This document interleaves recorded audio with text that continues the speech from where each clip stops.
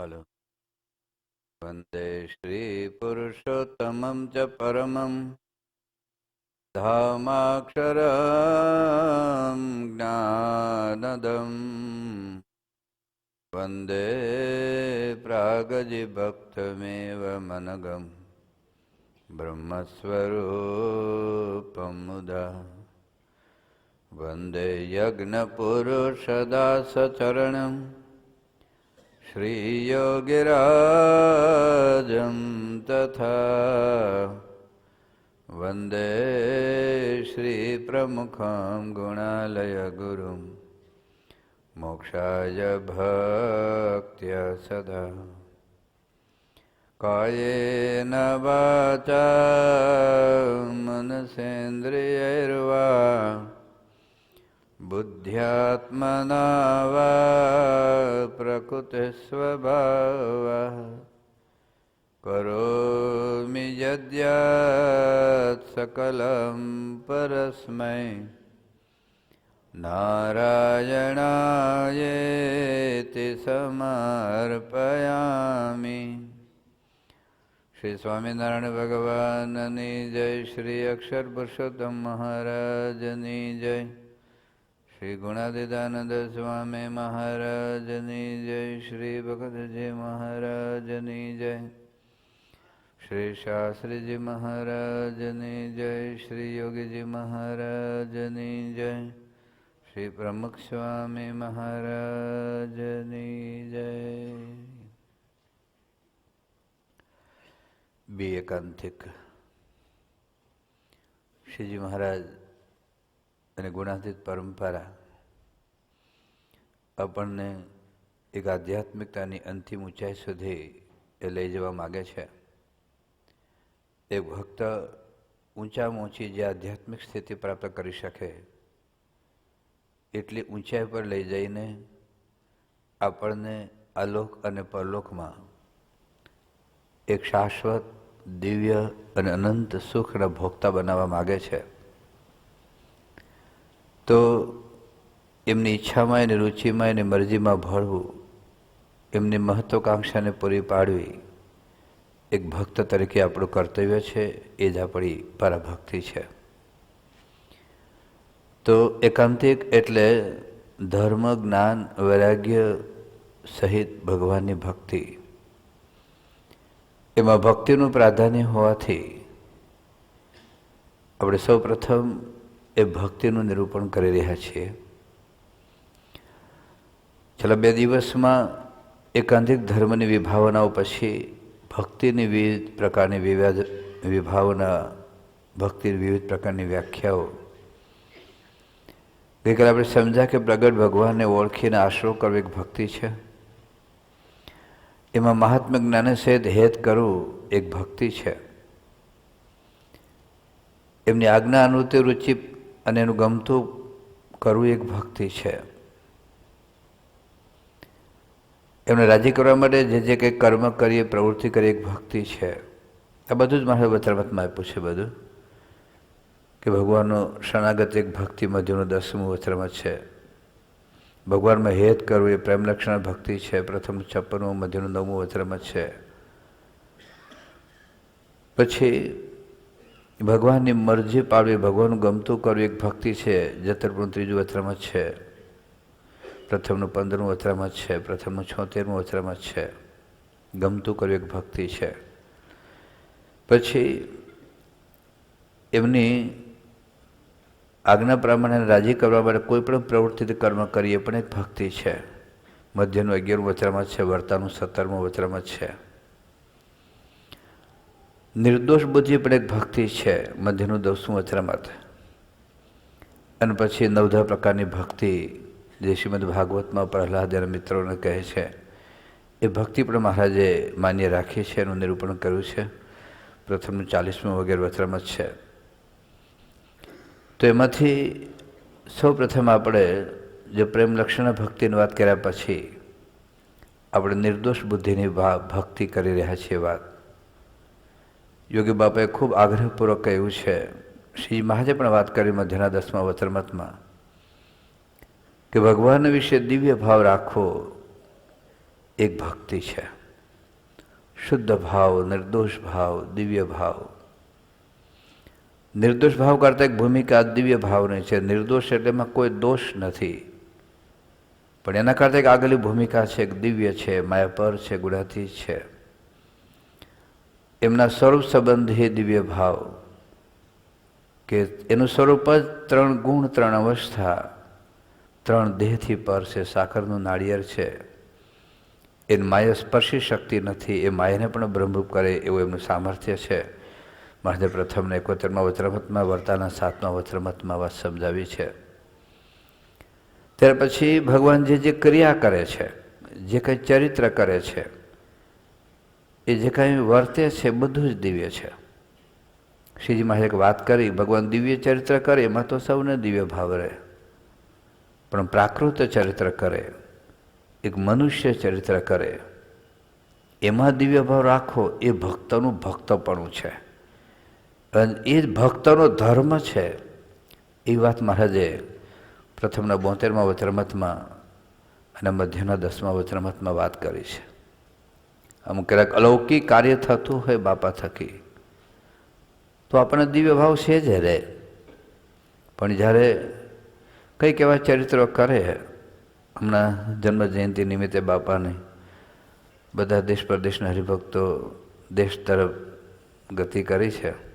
બાપાએ લીલા ગ્રહણ કરી, બધું જ એમના હાથમાં છે, પણ કેટલાના મન ચગડોળે ચડ્યા હશે કે કેમ બાપા વ્હીલચેરમાંથી પડી ગયા, આનો વાંક છે ને આનો વાંક છે ને, આને આમ કરવું જોઈએ અને તેમ કરવું જોઈએ. બધી સૂચનાઓ આપણને ખબર હોય, પણ એમનું ચરિત્ર છે, આપણે શું કરીએ હવે. પણ એ જે કાંઈ કરે છે એ કરાવે છે, જે વર્તે છે વર્તાવે છે, એ આપણા માટેની એક કસોટી છે કે આપણને કેટલો દિવ્ય ભાવ રહે છે કે નથી રહેતો. જો મનુષ્ય ભાવ આવશે તો આપણું બધું જ કર્યું કાર્ય જતું રહેશે, બીજું બધું પોસાશે, પણ મનુષ્ય ભાવ નહીં પોસાય. એખાદી કદાચ રવિ સભામાં ન આવ્યા, કોઈક વખત સેવા ન કરી, કોઈક વખત કદાચ ઉપવાસ ન થઈ શક્યો, કદાચ કોઈક નિયમ લોપાઈ ગયો, ચાલશે. એનો અર્થ એવો નથી ઘેર જઈને ગુટકા ખાવાના, પણ મનુષ્ય ભાવ એ નહીં ચાલે. મનુષ્ય ભાવમાં બધો જ કાર્યક્રમ પૂરો થઈ જશે. ગઈકાલે આપણે વાત કરી હતી કે ફ્યુઝ ઉડી ગયો, ગમે તે ઇલેક્ટ્રિકના કોઈ પણ સાધનોનો કોઈ ઉપયોગ નહીં રહે. એસી હોય, હીટર હોય, લાઇટિંગ હોય, ભગવાન સાથેનું કનેક્શન એ કપાઈ ગયું.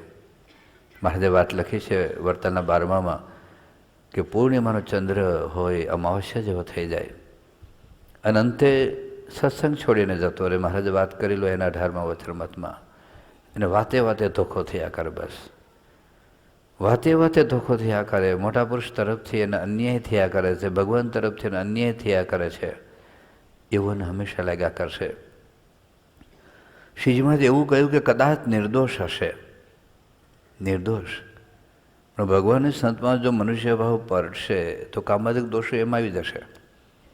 પ્રથમનું 24મું વચરામૃત છે, પ્રથમનું 58મું વચરામૃત છે, પ્રથમનું 73મું વચરામૃત છે, સારંગપુરનું 18મું વચરામૃત છે. આ બધા જ વચરામૃતમાં મહારાજે વાત કરી છે. એટલે યોગી બાપા આપણને એક વાત સમજાવે છે કે બધું પોસાશે, આ નહીં પોસાય. એટલે મનુષ્ય ભાવ એ આપણું બધું જ બાળીને ભસ્મ કરી નાખશે. લાખમણ રૂનો ઢગલો હોય પણ એક અગ્નિનો તીખારો બધું બાળી નાખશે. આપણે ગમે એટલી કરેલી સાધના પર પાણી ફેરવી દેશે. તો યોગી બાપા એક વાત કરે છે કે સત્પુરુષની દ્રષ્ટિ તો અનેક જીવને કેમ સમાજ થાય તેવી જ હોય છે. માટે મોટા પુરુષ આટલું જ ઠીક કરે છે અને આટલું ઠીક નથી કરતા એમ જાણવું તે ખોટ કહેવાય. સત્પુરુષની ક્રિયામાં ખોટ કાઢે છે તે મૂર્ખ શિરોમણી છે. નિર્દોષ જાણવામાં ખામી હોય તો ગુણ ક્યાંથી આવે? આપણામાં આ જ ખોટું તત્વ છે. ભગતજી મહારાજ, શાસ્ત્રી મહારાજ, યોગી બાપા, પ્રમુખસિંહ મહારાજે કર્યું છે એવું તો ઘણું બધું આપણે કરીએ છીએ. ડૉક્ટર સ્વામી, મહંત સ્વામી, ત્યાગોલ સ્વામી, કોઠારી સ્વામીએ કર્યું એવું તો ઘણું બધું આપણે કરીએ છીએ. પણ આપણી સાધનાનું ખૂટતું તત્વ આ છે. અને એક ખૂટતી એક કડી છે, એને લીધે સાંધો નથી બેસતો. યોગી બાબા કહે છે કે ભગવાન કે સત્પુરુષ વિશે અભાવ આવે કે દોષ પઠાઈ જાય અથવા ક્રિયામાં મનુષ્ય ભાવ આવે એટલે જાણપરમ દરવાજામાં દોષ પેઠા કહેવાય. આતંકવાદ છે આ. મનુષ્ય ભાવ એ ભયંકર આતંકવાદ છે. એ આપણું બધું નષ્ટ ભ્રષ્ટ કરી નાખશે. અંદર ઘૂસી ગયો તો મોટા પ્રશ્ને ક્રિયામાં કાંઈ જો દોષ પરટશો તો તે પોતા પર જ આવે છે અને દોષ પરટનારનું સ્વરૂપ ઉઘાડું પડી જાય છે. સંપ્રદાય આખાને સમજવાનું છે કે કયો એવો દોષ છે કે ગુણ માત્ર દોષો થઈ જાય છે. તો ભગવાન સંતનું ઘસાતું બોલે તો તેના ગુણ માત્ર દોષો થઈ જાય છે. મનુષ્ય ભાવ પરઠે તે અતિ અજ્ઞાની. પંચ મહાપાપ કરતાં મનુષ્ય ભાવ આવે તે ખરાબ કહેવાયેલો.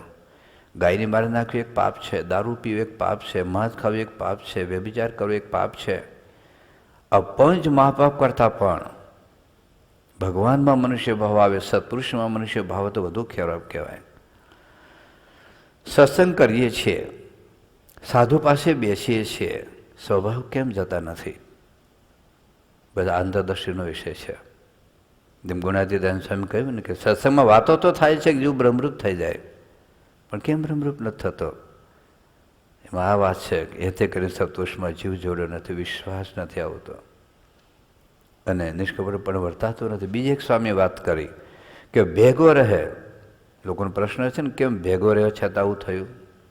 ભેગો રહે, કહે એમ કરે, પૂજા તો કરતા, માછી કરતા હશે, આરતીમાં જાય, કથા કરે, ભેગો રહે કેમ કરે? તો એ સત્પુરુષના ગુણ ન આવે. સત્પુરુષના ગુણ તો આવે સર્વજ્ઞ જાણે, નિર્દોષ જાણે ને અંતરાય ટાળે. તો નિર્દોષ જાણવું એ બહુ મોટી આપણી ખાસ છે, આપણી કસર છે. આ સત્સંગ કરીએ છીએ, સાધુ પાસે બેસીએ છીએ, સ્વભાવ કેમ નથી જતા? થઈકારો જે થઈ જાય છે તેનું કારણ શું? મનનો કુસંગ. મોટા પુરુષમાં દોષ પરઠે તે આપણામાં ખડો થાય. મોટા પુરુષમાં મનુષ્ય ભાવ આવે ત્યાં લગી વિકાર ટળે નહીં. સંતમાં દોષ પરઠે તો ગમે તેવો નિર્દોષ હોય તો પણ દોષવાળો થઈ જાય છે. માટે સંતમાં કદી દોષ જોવા નહીં. ગમે તેટલા પૂજાતા હોય, ગાદી તકીએ બેઠા હોય, સદગુરુ હોય, પણ શાસ્ત્રી મારે જેવનો અવગુણ હોય તો જીવતા છતાં મરેલા છે. જીવની હડતાલ પડે છે. ભગવાન સંતનો અભાવ આવ્યો તો હડતાલ પડી. પછી એકાંતિક ના થાય, બી એકાંતિક. એકાંતિક જો થવું હોય તો સત્પુરુષમાં અખંડ દિવ્ય ભાવ એ અગત્ય. ભગવાન સંતમાં અભાવ આવ્યો મરણ. દેહ કરીને મરવું એ મરણ નથી. તેથી મહારાજે પાને પાને કહ્યું અભાવ ન લેવો. મોટામાં દોષ જોઈએ તો મોભે તોપું અડાડી એ મકાન ક્યાંથી જીવતો રહે?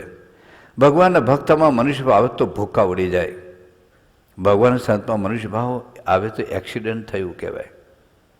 એટલે આમાં બહુ જાળવા જેવું છે આપણે. તો યોગી બાપા એટલા માટે ખૂબ આગ્રહપૂર્વક વાત કરે છે. કારણ કે યોગીજીનું આખું જીવન તમે જુઓ ને, સંતો ભક્તોમાં ગુરુમાં દિવ્ય ભાવ, દિવ્ય આ યોગીજી બાપાના એક્ઝેક્ટ શબ્દો છે યોગી બાપાના જીવન ચરિત્રમાંથી. અને અવતાર રહસ્ય ભાગ 4માં આ બધું સંકલિત છે.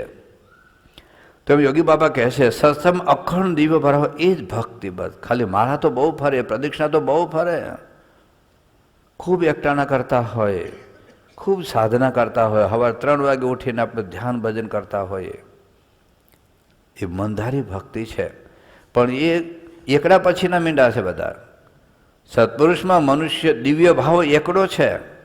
90% આપણી સાધના છે, તો જ બાકીની 10% સાધનામાં પણ શક્તિ આવશે, તાકાત આવશે, બીજી સાધના બળવાળી થશે. આપણી શ્રદ્ધા, આપણી હિંમત, આપણો ધીરજ, આપણો ઉત્સાહ તો ટકી રહેશે. એક વખત મનુષ્ય ભાવ આવ્યો ને આપણે ટાટિયા ઢીલા થઈ જવાના, આપણે સત્સંગમાં ઉદાસીનતા આવી જવાય, નિષ્ક્રિય થઈ જવાય કે બધું સત્સંગમાં બધું બગડી ગયું છે, હવે કાંઈ મજા જેવું નથી. કોઈ પ્રવૃત્તિમાં ભાગ લે ઠીક છે, યોગી બાપાની આજ્ઞા છે એટલે રવિ સભામાં આવીને બેસીને જતા રહીએ.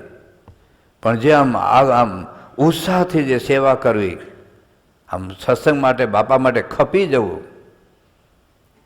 જો ભગતજીમાં, શાસ્ત્રીમાં યોગી બાપા, પ્રમુખ સ્વામી મહારાજા, ડૉક્ટર સ્વામી, મહંત સ્વામી, ત્યાગલ સ્વામી, કોઠારી સ્વામી બધા જ ખપી ગયા સત્સંગ માટે. ભાઈ એના જીવનમાં પ્રશ્નો તો આવ્યા છે, ઓછા પ્રશ્નો આવ્યા છે બધા સંતોને, પણ એ ઉદાસ નથી થયા, નિષ્ક્રિય નથી થયા. આ બધાની 75 વર્ષ ઉંમર કરતાં ઉંમર થઈ ગઈ છે બધા. ઈશ્વર સ્વામી તમે જુઓ કેટલી શારીરિક તકલીફ છે, પણ આખી સંસ્થાને બહુ કેટલી બધી જવાબદારી આ ઉંમરે સંભાળી રહ્યા છે બધા. તમે પણ કેમ ઉત્સાહ લોકોનો મંદ નથી થતો? એક વખત ત્યાં આગળ સ્વામી સારંગપુરમાં આવેલા, તમે સંતો કીધું આપ અહીં રોકાવો, વર્ષે અમુક સમયે રહો એમ. તો કે મને કંઈ કથા કરે તો બહુ ફાવે નહીં, કે તમે ખાલી હાજર રહેશો ને તો એમને બધાને બળ મળશે. બસ તમે ખાલી સારંગપુરમાં હાજર રહો ને તો એમને બળ મળશે. તો ત્યાં આગળ સ્વામી કે બસ મને એમ થયા કરે છે કે દેહ હાલે ત્યાં સુધી હરિભક્તો રાજી કરી લો. બસ મહિનામાં 30 દિવસ ગામડે હોય, ખાલી એકાદશી દિવસે હોય બપોર સુધી, અથવા જો પૂનમની સભા હોય તો બપોર સુધી હોય, પણ બપોર પછી તો નીકળી ગયા હોય. ડૉક્ટર સ્વામી કેટલી સભાઓ ગોઠવી દે. મહંસને બાયપાસ સર્જરી થઈ ગઈ છે, એને પણ લગભગ 80 સુધી પહોંચી ગયા લગભગ. કેટલો દાખલો બધા સંતો કરે છે, એને અપમાન નહીં થયા હોય? બધી જગ્યાએ બધું એમનું જ ધાર્યું થાય છે. પણ જો સત્પુરુષમાં સેટ છે, બસ સત્પુરુષમાં સેટ હોઈશું ને તો દુનિયા કોઈ તાકાત નથી આપણે કોઈ અપસેટ કરી શકે. અને સત્પુરુષમાં સેટ એટલે આવ્યા દિવ્ય ભાવ. બસ તો શું કહે છે કે સત્સંગમાં અખંડ દિવ્ય ભાવ રહે એ જ ભક્તિ. છતાં સત્પુરુષની ક્રિયામાં ખોટ કાઢે છે તે મૂર્ખ શિરોમણી છે. મારે સત્પુરુષની રજ જેવી ક્રિયામાં અખંડ દિવ્ય ભાવ, નિર્દોષ ભાવ રાખવો. નિર્દોષ બુદ્ધિનું રણશીંગું વગાડો બાપા કહે. જેમ તો યુદ્ધના મેદાનમાં રણશીંગું વગાડે ને એમ બધાને બળ આવી જાય. નિર્દોષ બુદ્ધિ એનો હોલાવપાડ કરવો, અખંડ દિવ્ય ભાવ એવા સત્પુરુષમાં રાખો. અને મહિમા સમજો કે દેહ મૂકીને જેને પામવા છે દેહ છતાં જ મેળા છે. બસ અક્ષરધામમાં જે છે એ સ્વરૂપ આ છે. અક્ષરધામમાં છે તેવો ભાવ, ગુણાતીત ભાવ રહે. નિર્દોષ બુદ્ધિથી અનુવૃત્તિ પાડવી, નિર્દોષ બુદ્ધિથી સેવા કરવી, નિર્દોષ બુદ્ધિથી સ્મૃતિ રાખવી, નિર્દોષ બુદ્ધિથી ભજન કરવું, નિર્દોષ બુદ્ધિ દિવ્ય ભાવની ભક્તિ સેવા કરવી, નિર્દોષ બુદ્ધિની ભક્તિ કરવા અક્ષરધામમાંથી મહારાજ આપણને મોકલ્યા. એક વખત બાપાએ યુવકોને વાત કરેલી કે તમારો 3જો જન્મ છે યોગી બાપાએ. તો કીધું સ્વામી કેમ અમારે 3જો જન્મ લેવો પડ્યો? ત્યારે યોગી બાપા બોલ્યા કે પ્રગટ સ્વરૂપમાં દિવ્ય ભાવની ખામી, નિર્દોષ ભાવની ખામી એટલે આપણી મુખ્ય સાધના છે. એની સાથે સાથે આપણે એ પણ વાત કરી હતી કે શ્રીજી મહાત્મા તો દિવ્ય ભાવ, ગુણાતીત પરંપરામાં દિવ્ય ભાવ, પણ આ બધામાં દિવ્ય ભાવ એમાં આપણું મગજ આપણું આમ સ્વિચ ઓફ થઈ જાય છે. કેવી રીતે આ લોકોને દિવ્ય સમજવા?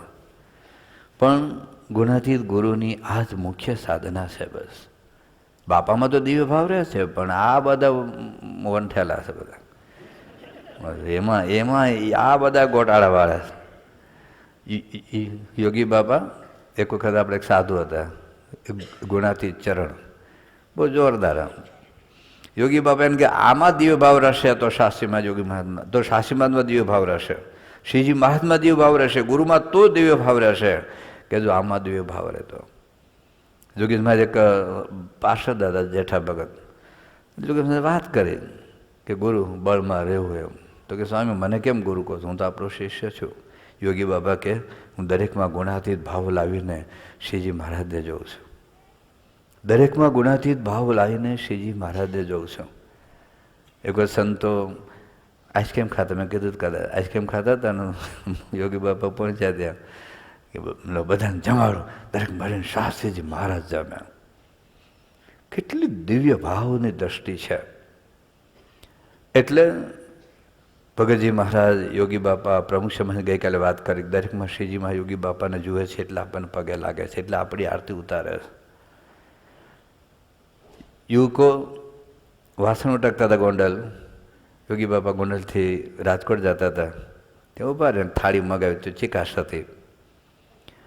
તો યોગી બાપાએ જોયું કે ભાઈ આ ઠાકોરજીના થાળમાં ચિકાશ ન રહેવું જોઈએ, એમ ચોખા ચટ કરી નાખો એમ. તો એવું કે બાબા ના તો હરિભક્તોના વાસણ છે.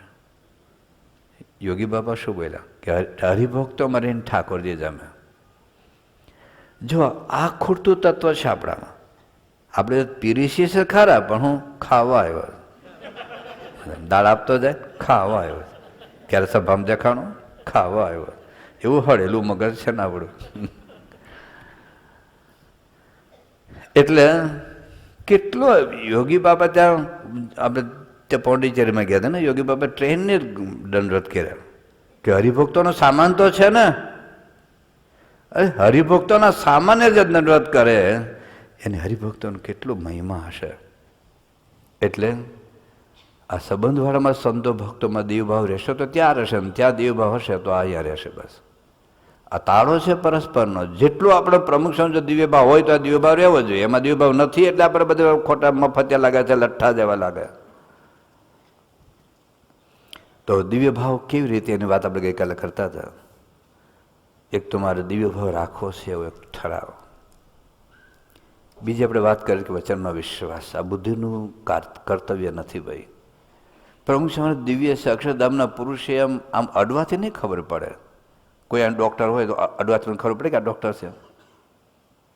આમ ઊંઘું તો ખબર પડે આમ એને જો ચાટ.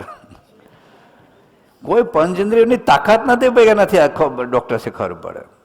એ તો કોક મને કે આ ડૉક્ટર છે તો એ એમ કે હું ડૉક્ટર છું. વચનમાં વિશ્વાસ રાખવો પડે ભાઈ. ઘણા કે મને બુદ્ધિથી સમજાવો, તારમાં હોય તો સમજાવે ને. બધું સમજાતું નથી ભાઈ. We cannot live by logic, we cannot live by intelligence, we cannot live by scientific proof. We live by faith. શ્રદ્ધાથી જીવીએ. અહીં બેઠા છો સ્લેબ નીચે નહીં પડે, કયો તર્ક છે? કારમાં જવાનો એક્સિડન્ટ નહીં થાય, કયો તર્ક છે? રાતે સુઈ જઈને કોઈ ચપ્પુ નહીં મારે. અરે પત્ની જે પતિને મારી નાખે ખબર? રાત્રે સુઈ જઈને ભૂકંપ નહીં થાય, કયો તર્ક છે? કઈ બુદ્ધિ છે? કઈ સાયન્ટિફિકલ પ્રૂફ છે ભાઈ? જે પ્લેનમાં બેઠા પ્લેન હાઈજેક નહીં થાય તો ક્રશ નહીં થાય, કઈ બુદ્ધિ છે તમારી? આપણે શ્રદ્ધાથી પ્લેનમાં બેસીએ છીએ ભાઈ. લગ્ન પછી પેલી ભાગી નહીં જાય, કયો તર્ક છે? નળ ખોલે ને એસિડ નહીં નીકળે, કયો તર્ક છે? We cannot live by logic. એક શ્રદ્ધા વગર તમે કશું કરી શકો એમ નથી ભાઈ. બુદ્ધિ તો શું સાબિત થાય ભાઈ? આને મને બુદ્ધિથી સાબિત કરો. આ સ્કૂટર નથી ભાઈ, આ ચશ્મા જ કહેવાય મને બુદ્ધિથી સાબિત કરો. હું 10 લાખ પાઉન્ડ અપાવું, હું રાખતો નથી પણ મારે લાગવગ ચાલે. આ મને બુદ્ધિથી તર્કથી લોજિકથી સાબિત કરો કે આને ચશ્મા જ કહેવાના સ્કૂટરનો, હું આને સ્કૂટર કહેવા માગું, તમારું શું મત છે? બધુંથી બુદ્ધિ નથી સાબિત થતું ભાઈ. વિશ્વાસ. પહેલી જ વાર જ્યારે ચશ્મા દુનિયામાં બને ત્યારે નામ સ્કૂટર પાડ્યું તો હું કહે મારે પેલું સ્કૂટર લાવો. Why this is and not સી, વાય ધીસ ઇઝ ક એન્ડ નોટ ઘ. વિશ્વાસ. ઘણા કે બધું પ્રમુખ દિવ્યતા દેખાતી નથી. હવે ના દેખાય ભાઈ. બેક્ટેરિયા ક્યાં દેખાય? વાયરસ દેખાય? આ વાયરસ છે, વાયરસ કરંટ દેખાય? આમ અડાડ પછી દેખાડ્યું અડાડ. એટલે પ્રમુખ સ્વામીમાં પ્રકાશ દિવ્યતા નહીં દેખાય, નથી દેખાડતા આપણા હિત માટે નથી દેખાડતા ભાઈ, પણ છે વિશ્વાસ. શ્રદ્ધાનો વિશ્વાસ. આ મોટા પુરુષના વચનમાં વિશ્વાસ. શ્રીજી મહારાજથી માંડીને પ્રમુખ મહારાજે ખોટું બોલવાનો કયો સ્વાર્થ છે ભાઈ? એનું જીવન તો જુઓ આખું. યોગી બાબાનું જીવન જુઓ, પ્રમુખ સ્વામીનું જીવન જુઓ. એને મનન તમને છેતરવાનો કોઈ હેતુ નથી ભાઈ. શા માટે ખોટું બોલે? એટલે વચનમાં વિશ્વાસ રાખીએ. અને બીજા ઘણા બધા ઉપાયો છે. ખપ હોય તો પણ મનુષ્ય ભાવ ન આવે. મહારાજાને તેને 27 હેત હોય તો પણ અભાવ ન આવે. વાત લખી છે 11મા વચનમતમાં.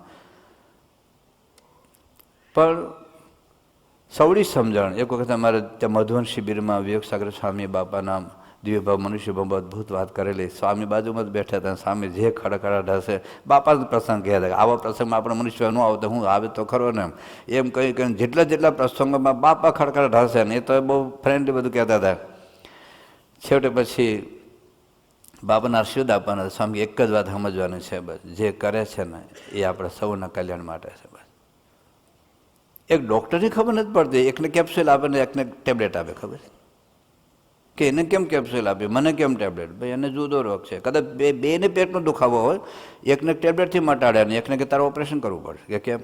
ભાઈ પેલા ભજીયા બહુ ખાધા એટલે ગોટાળો ચડ્યો છે, નાને એપેન્ડિક્સ થયું છે. શું ખબર પડે આપણને ભાઈ? એકને બોલાવે, એકને જો એક બોલાવે ને એને બોલાવીને અહંકાર ઓગાળો છે, કોકને ન બોલાવીને અહંકાર ઓગાળવો હશે, કોકને ખખડાવીને અહંકાર ઓગાળવો છે, કોકને પ્રસાદ આપીને સ્વાદ ટાળવો છે, કોકને ન આપીને સ્વાદ ટાળવો છે, કોકને પૈસા માગીને લોભ ટાળવો છે, કેટલાકને પૈસા આપીને પણ લોભ ટાળવો. આખીની રીત જ જુદી છે, ગુણાતીતની રીત જુદી. એ કોકને ખખડાવીને સાધુ કરી શકે, બોલો. એટલે આપણે કોકને ખખડાય તો મંદિરમાં તો બંધ થઈ જાય. એટલે એમને જે કાંઈ છે સવળી સમજણ, બસ મારા હિત માટે છે, એ મારા શત્રુ નથી, મારા પરમ સ્નેહી છે, મારું ઓપરેશન કરવું છે એટલે કંઈક ફૂંક મારીને થોડું ઓપરેશન થાય ભાઈ. અને બહુ વિશેષ વાત કરું તો મેં ગઈકાલે વાત કરી કે ઉત્કૃષ્ટ પ્રસંગોનું મનન, કે કેવા કેવા ભક્તો સંતોએ કેવો દિવ્ય ભાવ રાખ્યો છે. એમાં બાપા બહુધા જ્યારે મનુષ્ય દિવ્ય ભાવની વાતો કરતા હોય તો પેલું કોઈ નામ પેલું બહાર આવે ને તો બાપા બોલે સીતાજીનું. સીતાજીએ જે રીતે મનુષ્ય દિવ્ય ભાવ રાખ્યો છે રામ ભગવાનમાં, શક્ય જ નથી આપણા માટે. આખું સીતાજીનું જો પાત્ર આપણે વિચારીએ, આખા વિશ્વના ઇતિહાસમાં, દુનિયાના કોઈ દેશોમાં, બધા દ્રષ્ટિકોણથી તમે જો વિચારો તો સીતાજી જેવું કોઈ પાત્ર વિશ્વમાં ઇતિહાસમાં હોય બહુ અશક્ય છે.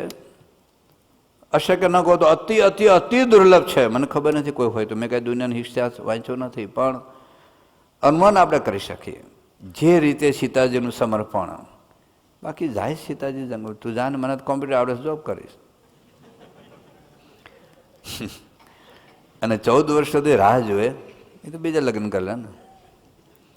અને સોનાની લંકા, બોલો કેટલું પ્રલોભન, જે રાવણ દાશામ દામ દંડ ભેદ જે રીતે એ સીતાજીને ફસાવાનો પ્રયત્ન કરે છે ને.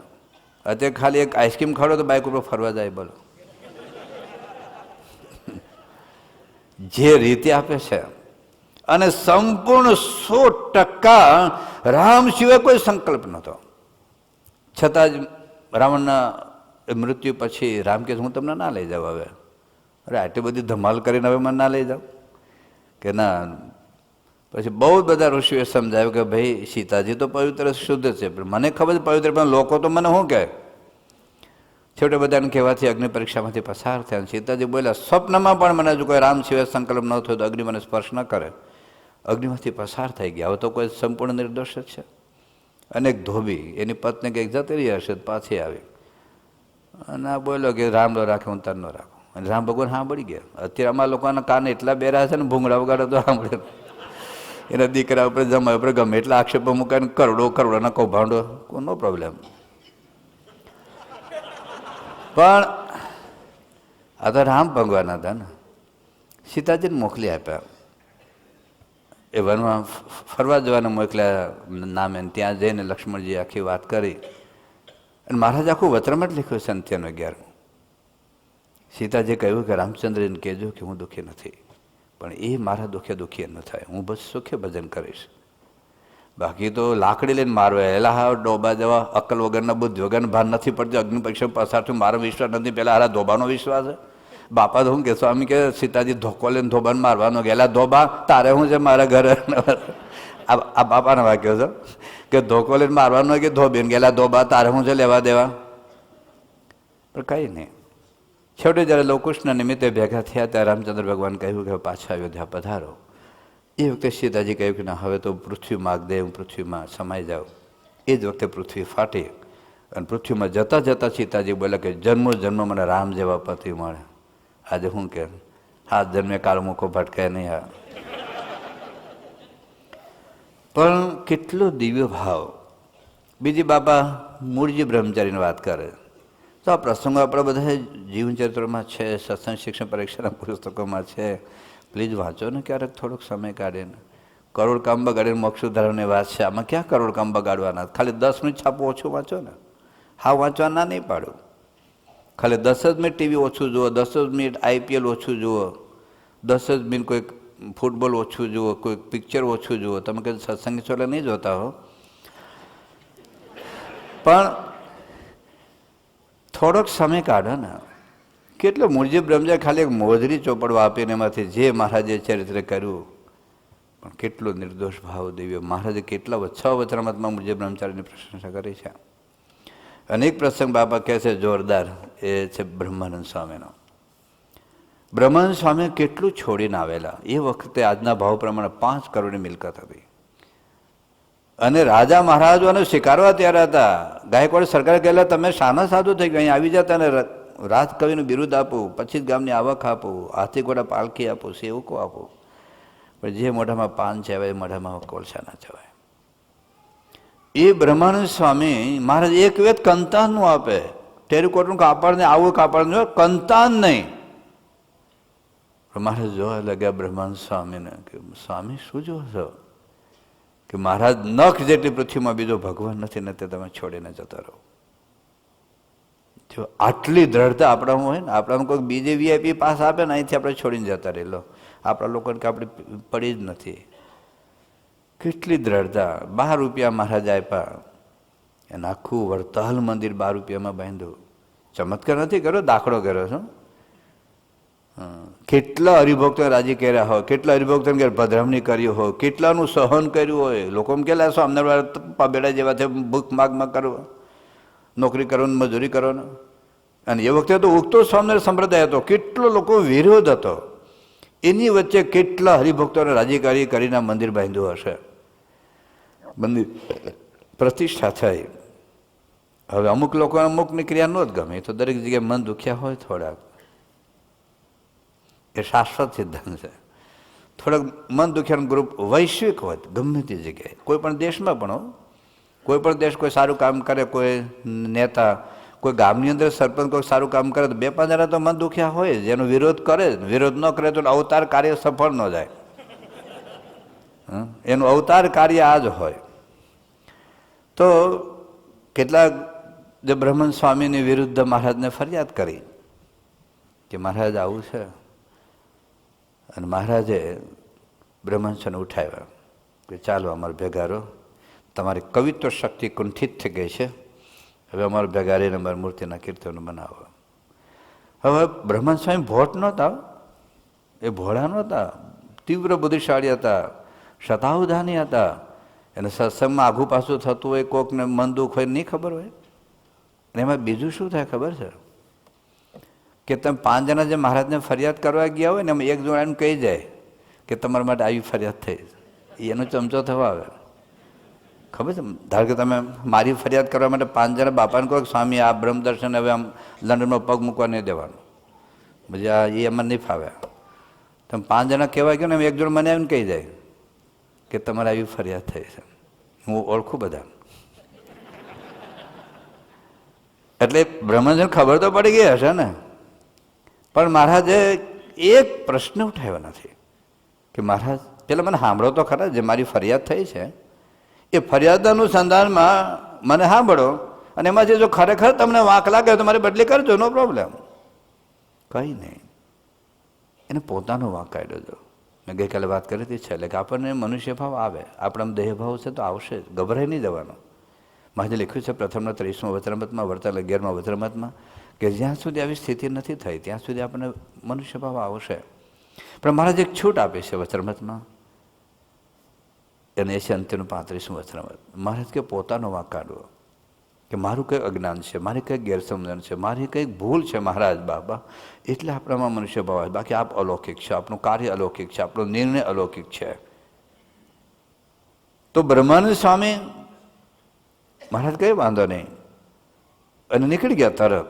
ત્યાં સિંજીવાડા જઈને સવારના પહોરમાં અધમ ઉદાહરણ જે કીર્તન છે જે પ્રભાત્યું, જેવો તેવો તે પુત્ર તમારો, જે ચોધાર આંસુએ રડતા હતા મહારાજ, હું જેવો તેવો છું, હળેલો છું, પણ તમારો છું, તારો કે મારો તમારે ખોડાવ્યો છે. મહારાજે દર્શન દીધા અને સારંગ પકડીને બોલ્યા કે બ્રહ્માનંદ સ્વામી તમારો કોઈ વાંક નથી, બસ મારી મૂર્તિને તમને સુખ આપવું છે. જો બ્રહ્માનંદ સ્વામી પોતાનો વાંક કાઢ્યો, જ્યારે કેડી સખીએ મહારાજનો વાંક કાઢ્યો, બસ બ્રહ્માનંદ સ્વામીનું વખાણ કર્યા, મારા કેમ ન કર્યા. જીવા ખાચારે મહારાજનો વાંક કાઢ્યો, બસ દાદા ખાતે વખાણ કરે છે, મારા કેમ નથી કરતા. જ્યારે જ્યારે પોતે નિર્દોષ છે, પોતાનો અન્યાય થાય છે, અધ્યાત્મમાં કોઈ અન્યાય છે જ નહીં ભાઈ, આપણું ઘડતર છે. વગર વાંકે કાઢી મૂકે, વગર વાંકે એ કાઢી મૂકે છે, આપણું ઘડતર છે. મહારાજે લખ્યું છે મધ્યના 13માં, હું કાઢી મૂકું પણ એનું હેતુ તો એક જ છે, જીવનું કલ્યાણ થાય. એટલે ક્યારેક બદલી થાય ને આપણે સત્પુરુષને છોડીને જતા રહીએ તો સત્પુરુષને સમજાવું શું સમજે આપણે? સત્પુરુષ કોઈ આમ વહીવટી કમિટીના ખાલી પ્રમુખ છે? મેં કાલે કીધું કે ભાજપના પ્રમુખ નથી, આ લેવા પાટીદારના પ્રમુખ નથી. પ્રમુખ છે મહારાજ, ભગવાનનું સ્વરૂપ છે. તો એ જે કાંઈ કરે છે કે કરાવે છે, હકીકતમાં તો એ આપણા જીવનના આર્કિટેક્ટ એ છે, ડિઝાઇનર એ છે, પ્લાનર એ છે. તો હવેલીનું ડિઝાઇન જુદા કર્યું હશે આર્કિટેક્ટ, પણ સાઇટ એન્જિનિયર જુદા હોય ને. સાઇટ એન્જિનિયર અહીં બારી કરવાની છે, બારણું કરવાનું છે, એટલું બીમ કરવાનું છે, કરવું છે. તો એટલે અહીં કેમ બારી મૂકી, અહીં કેમ બારણું મૂક્યું? પછી ભાઈ એ મને હું ખબર, એ તો જે ડિઝાઇનર છે, જે આર્કિટેક્ટ છે એને પૂછો. એમ બાબા રૂમમાં બેઠા બેઠા મારું ડિઝાઇનિંગ કરી રહ્યા છે, મારું આર્કિટેક્ટ કરી રહ્યા છે. એટલે સાઇટ એન્જિનિયર હોય એના એકચ્યુઅલી જે કંઈ સંચાલન થાય છે ને એમના થ્રુ થાય છે. ભગતજી મહારાજ આ જ મુખ્ય સાધના રહી કે ગુણાતીતાનંદ સ્વામી અમારે મારે કસોરી કરે છે. તો આવા ઉત્કૃષ્ટ પ્રસંગો સામે જો આપણે દ્રષ્ટિ હોય, કેવળ એક ભગવાનના કર્તૃત્વનો વિચાર હોય, તો વચ્ચે કોઈ આવતા જ નથી ભાઈ, કોઈ નથી આવતા. બધું ભગવાનને મારું ઘડતર કરવું છે, મારો અહંકાર ઓગાળવો છે, મારી ગેરસમજણ દૂર કરવી છે, મારા સ્વભાવ દોષો વાસના ટાળવી છે, એટલા પ્રસંગ મારા માટે ઊભો કરે છે. પ્રત્યેક સ્થળે, પ્રત્યેક સમયે, પ્રત્યેક વ્યક્તિ સાથે બનતો પ્રત્યેક પ્રસંગ મારા જીવન ઘડતરનો જ એક ભાગ છે. એમાં મારે જ કંઈક શીખવાનું છે, મારે જ કંઈક સુધારવાનું છે, મારે જ કંઈક જાણવાનું છે, મારે જ કંઈક છોડવાનું છે, મારે જ કંઈક મૂકવાનું છે, મારે જ માફી માગવાની છે, મારે જ માફ કરવાનું છે, મારે જ સહન કરવાનું છે, મારે જ અનુકૂળ થવાનું છે, મારે જ ઘસાવાનું છે, કારણ કે મારે જ બ્રહ્મરૂપ થવાનું છે. આ એક વિચાર હશે ને તો સ્વામી જે કાંઈ પ્રસંગો ઉપસ્થિત કરે છે એમાં બાપામાં કોઈ આપણને મનુષ્ય ભાવ નહીં આવે. અને જે વચ્ચે જે બધા આર્કિટેક્ટ છે, એટલે વચ્ચે જે કાંઈ સાઇટ એન્જિનિયર છે, તો કમ્પાઉન્ડર છે, કમ્પાઉન્ડર ડૉક્ટરે કીધું કે આટલા વાગે ઇન્જેક્શન મારજે, તો એમ કમ્પાઉન્ડરને થપ્પડ મારે કે હા તો મને કહે ઇન્જેક્શન મારે. ભાઈ ડૉક્ટરે કીધું છે ભાઈ. એટલે આ નિર્દોષ ભાવ છેવટે તો પ્રાર્થના, બસ અખંડ આપણામાં દિવ્ય ભાવ રહે. મનુષ્ય આમાં આપણી કોઈ સમજણ, કોઈ જ્ઞાન આપણે ગોઠવી રાખ્યું હોય ને આપણું કે આમ કરે આમ કરવું, આમ કરે આમ કરવું, તો એક ક્ષણમાં ઉડાડી દે આપણું જ્ઞાન. બધી સમજણ, બધા જ વતરાના રેફરન્સ એક ક્ષણમાં ભૂલવાડી દે આપણને. મને બધા જ ખબર હોય ને કે દિવ્ય ભાવ રાખવાના કયા કયા ઉપાય હોય છે, દિવ્ય ભાવ રાખવાથી કયા કયા લાભ થશે, મનુષ્ય ભાવ રાખવાથી કઈ કોઈ નુકસાન થાય, બધી જ મને ખબર હોય. પણ એ એક સેકન્ડમાં ઉડાડી દે, એક સેકન્ડમાં મારું બધું જ્ઞાન બાષ્પીભવન કરી દે. એટલે કેવળ પ્રાર્થના, બસ આપનામાં ક્યારેય મનુષ્ય ભાવ ન આવે. અને કદાચ આવી જાય તો તાત્કાલિક ટ્રીટમેન્ટ કરી લેવાની. અને આની તાત્કાલિક ટ્રીટમેન્ટ કરવી પડે.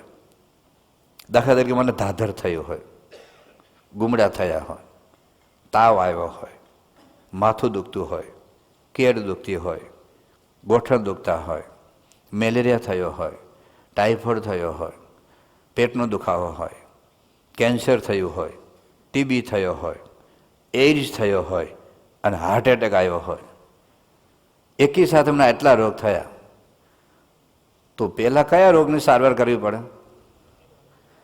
હા, ધાધરની ના, પેલા ધાધર મટાડી દઉં પછી બીજું. કેન્સર ભયંકર છે, અરે એઇડ્સ તો એના કરતા ભયંકર છે. પણ એ જ એક મિનિટમાં મૃત્યુ નહીં પામે ભાઈ, એ તો વર્ષો લાગી જાય. પણ પહેલી ટ્રીટમેન્ટ આપણે હાર્ટ એટેકને લેવી પડે. કે મનુષ્ય ભાવ આવ્યો ને તો સિરિયસ હાર્ટ એટેક આવ્યો, એની પહેલાં પહેલી જેટલી વહેલામાં વહેલી ટ્રીટમેન્ટ મળી જાય ને. જો બાપાને હાર્ટ એટેક આવ્યો 83માં, એ વખતે તાત્કાલિક જે ત્યાંના બહુ ગામડાના ડૉક્ટર હતા મણિભાઈ, પણ તાત્કાલિક ટ્રીટમેન્ટ અપાઈ ગઈ. એટલે પછી બહુ વાંધો ન આવ્યો. બીજો વાર એટેક આવ્યો, બાપા જે ભરૂચમાં હતા, કોઈને જાણ નહોતી કરી, બાપાએ પોતે જ કહી દીધું. ખબર આપણે આસ્થા ટીવી ચેનલ ઉપર આવ્યું હતું. બાપા બોલે કે અમે તો જતા રહેવાના હતા, 3 કલાક જે દુખાવો થયો. પણ એમ યોગીચરણ સ્વામી જતા સાથે એમ્બ્યુલન્સ ફરતા હતા, એ દિવસે બધા સાધનો ઉપયોગમાં આવી ગયા અને બહુ સરસ ટ્રીટમેન્ટ અપાઈ ગઈ ભરૂચમાં. પછી બાપા ત્યાં બોમ્બે ગયા નથી. પણ ટૂંકમાં જો હાર્ટ એટેકની તાત્કાલિક ટ્રીટમેન્ટ આપવી પડે તો પહેલાં પહેલી ટ્રીટમેન્ટ શું? મનુષ્ય ભાવ તો પહેલાં પહેલી પ્રાર્થના, બસ પ્રાર્થના બાપ આપનામાં દિવ્ય ભાવ રે, મારે મનુષ્ય આવ્યો છે, મારો કંઈક વાંક છે, આપ દિવ્ય છો. અને પછી મોટેરા સંતોને મળી લેવું, જે સંસ્થાના પાયા હોય. બાકી જો મારા જો મળવા મને પણ આવું જ લાગે છે એવું હું મેરે પાછું મને પણ આવું જ લાગે કે આ 2-5 જણા સંસ્થા ચલાવે, તો ત્રીજો તું આવી જા ને. ઘણા મને લાગે બધા 2-5 જણા સંસ્થા ચલાવે છે, એટલે તું સંસ્થા હું સમજે છે, કોઈ પોલિટિકલ પાર્ટી છે લાગે એવું. આ 2 જણા ચલાવે છે, 3 જણા ચલાવે છે, સંયોજન કમિટી સંસ્થા ચલાવે છે. બાપાનું કોણ પૂછે? તો તું પૂછવા જા ને. કોણ એમ મૂક્યા છે?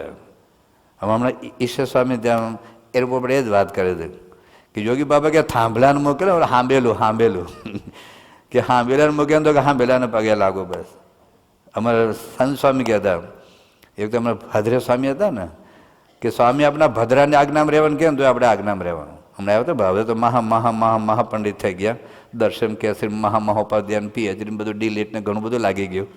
એ વખતે તો કંઈ લાગેલું નહોતું, પાર્ષદમાં હતા. પણ જો આ બાબત છે કે આપણને બધું કે બાપાને થોડું સંભાળે.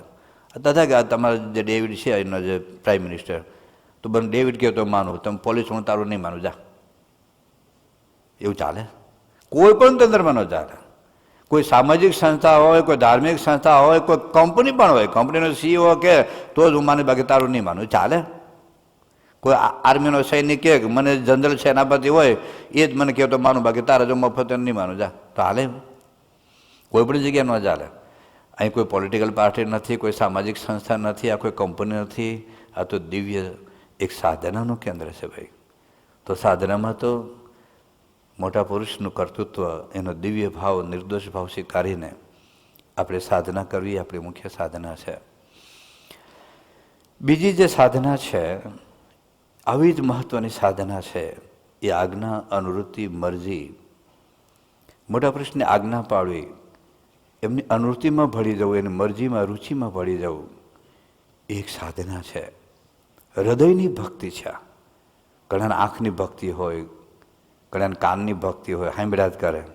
આંખની ભક્તિ બધા ભગવાન જોઈને આંખના આંસુડા પાડ્યા જ કરે. ઘણા પગની ભક્તિ હોય, પ્રદક્ષિણા ફેરવા કરે. હાથની ભક્તિ હોય, માળા ફેરવા કરે. મહારાજ હૃદયની ભક્તિની વાત કરે છે. મહારાજના પોતાના શબ્દ વાંચું. પ્રથમનું 15મું વચરામાં છે કે હૃદયની, જેનામાં હૃદયની ભક્તિ હોય એને કેવો વિચાર હોય.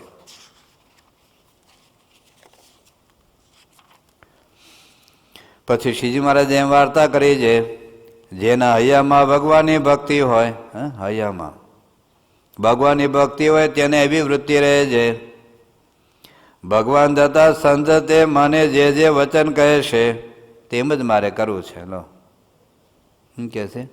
ભગવાન થતા સંત તે મને જે વચન કહે છે તેમ જ મારે કરવું છે. એ મયના હૈયામાં એમ જ રહે. અને આટલું વચન મારાથી મનાશે ને આટલું નહીં મનાય એવું વચન તો બોલે પણ ન કહે.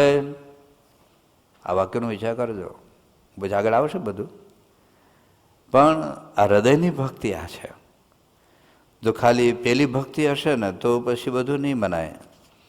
એ કે મને સાંકરી શિબિર હતી સંતોની, એમાં બાપા એક વચરામાં 2.5 વાક્ય બોલે છે. આમ કહેવાય એ રોજ યાદ કરવા 2.5 વાક્ય. અને 1988માં બાપા સાથે અમે હતા ઓસ્ટ્રિયામાં, ત્યાં મહેશભાઈનું ઘર છે ઓસ્ટ્રિયામાં. 88માં ત્યાં બાપાએ આ વચરામૃતનું નિરૂપણ કરેલું બપોરે જમ્યા પછી. એમાં મહારાજ એવું કહે છે કે જેને પંચવર્તમાનમાં કોઈ વાતે ખોટ ન હોય, પંચવર્તમાનો અમારે જે ત્યાગીના પંચવર્તમાન છે, નિષ્કામ, નિર્લોભ, નિસ્વાદ વગેરે, તમારા ગ્રહસ્થાના છે પંચવર્તમાન.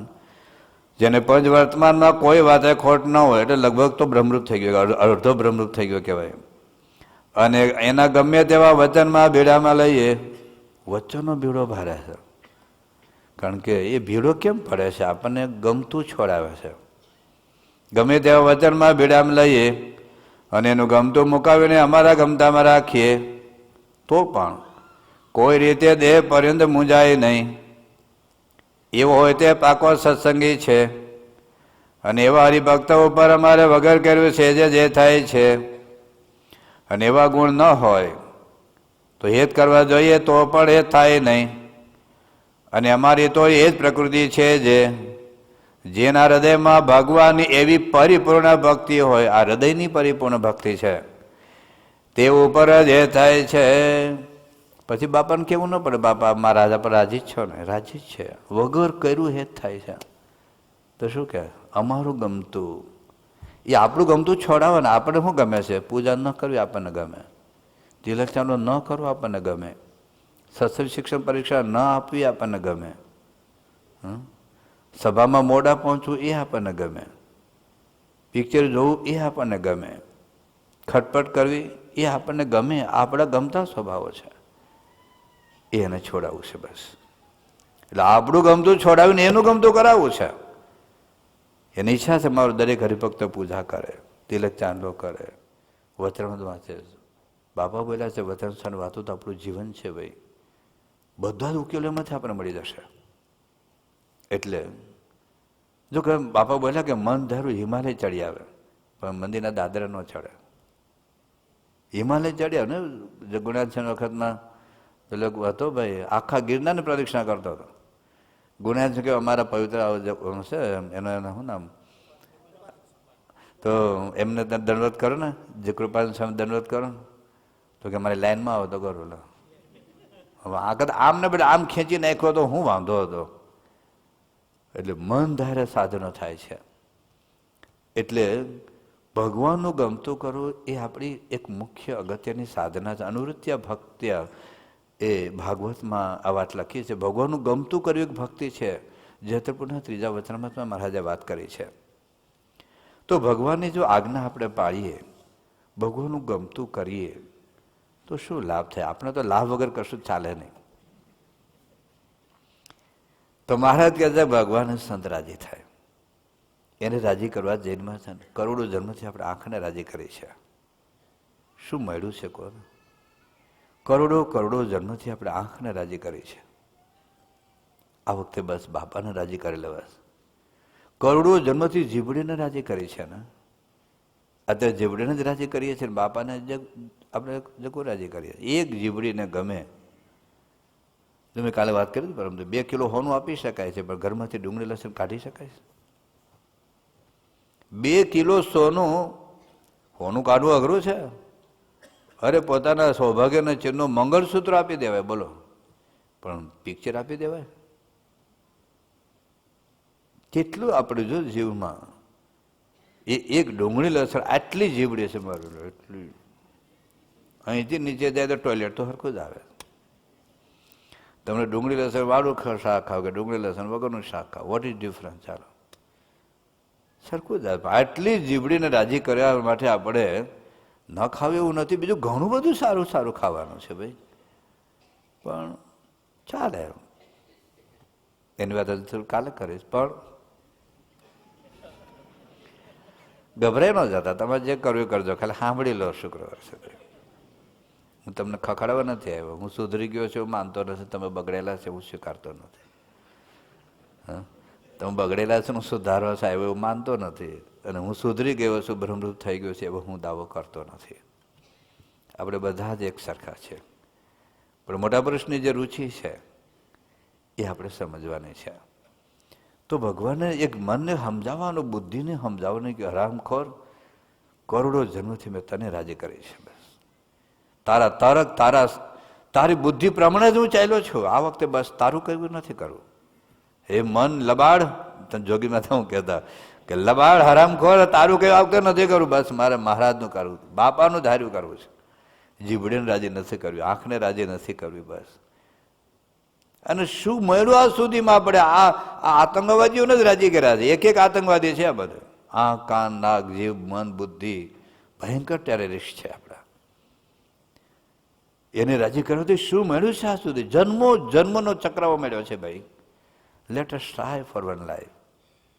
આ એક જિંદગીમાં આપણે રાજી કરવાનો પ્રયત્ન તો કરી જોઈએ. કંઈ નુકસાન નથી જોવાનું. એનામાં તો નુકસાન જ થયું સાત સુધી. Let us try for one life.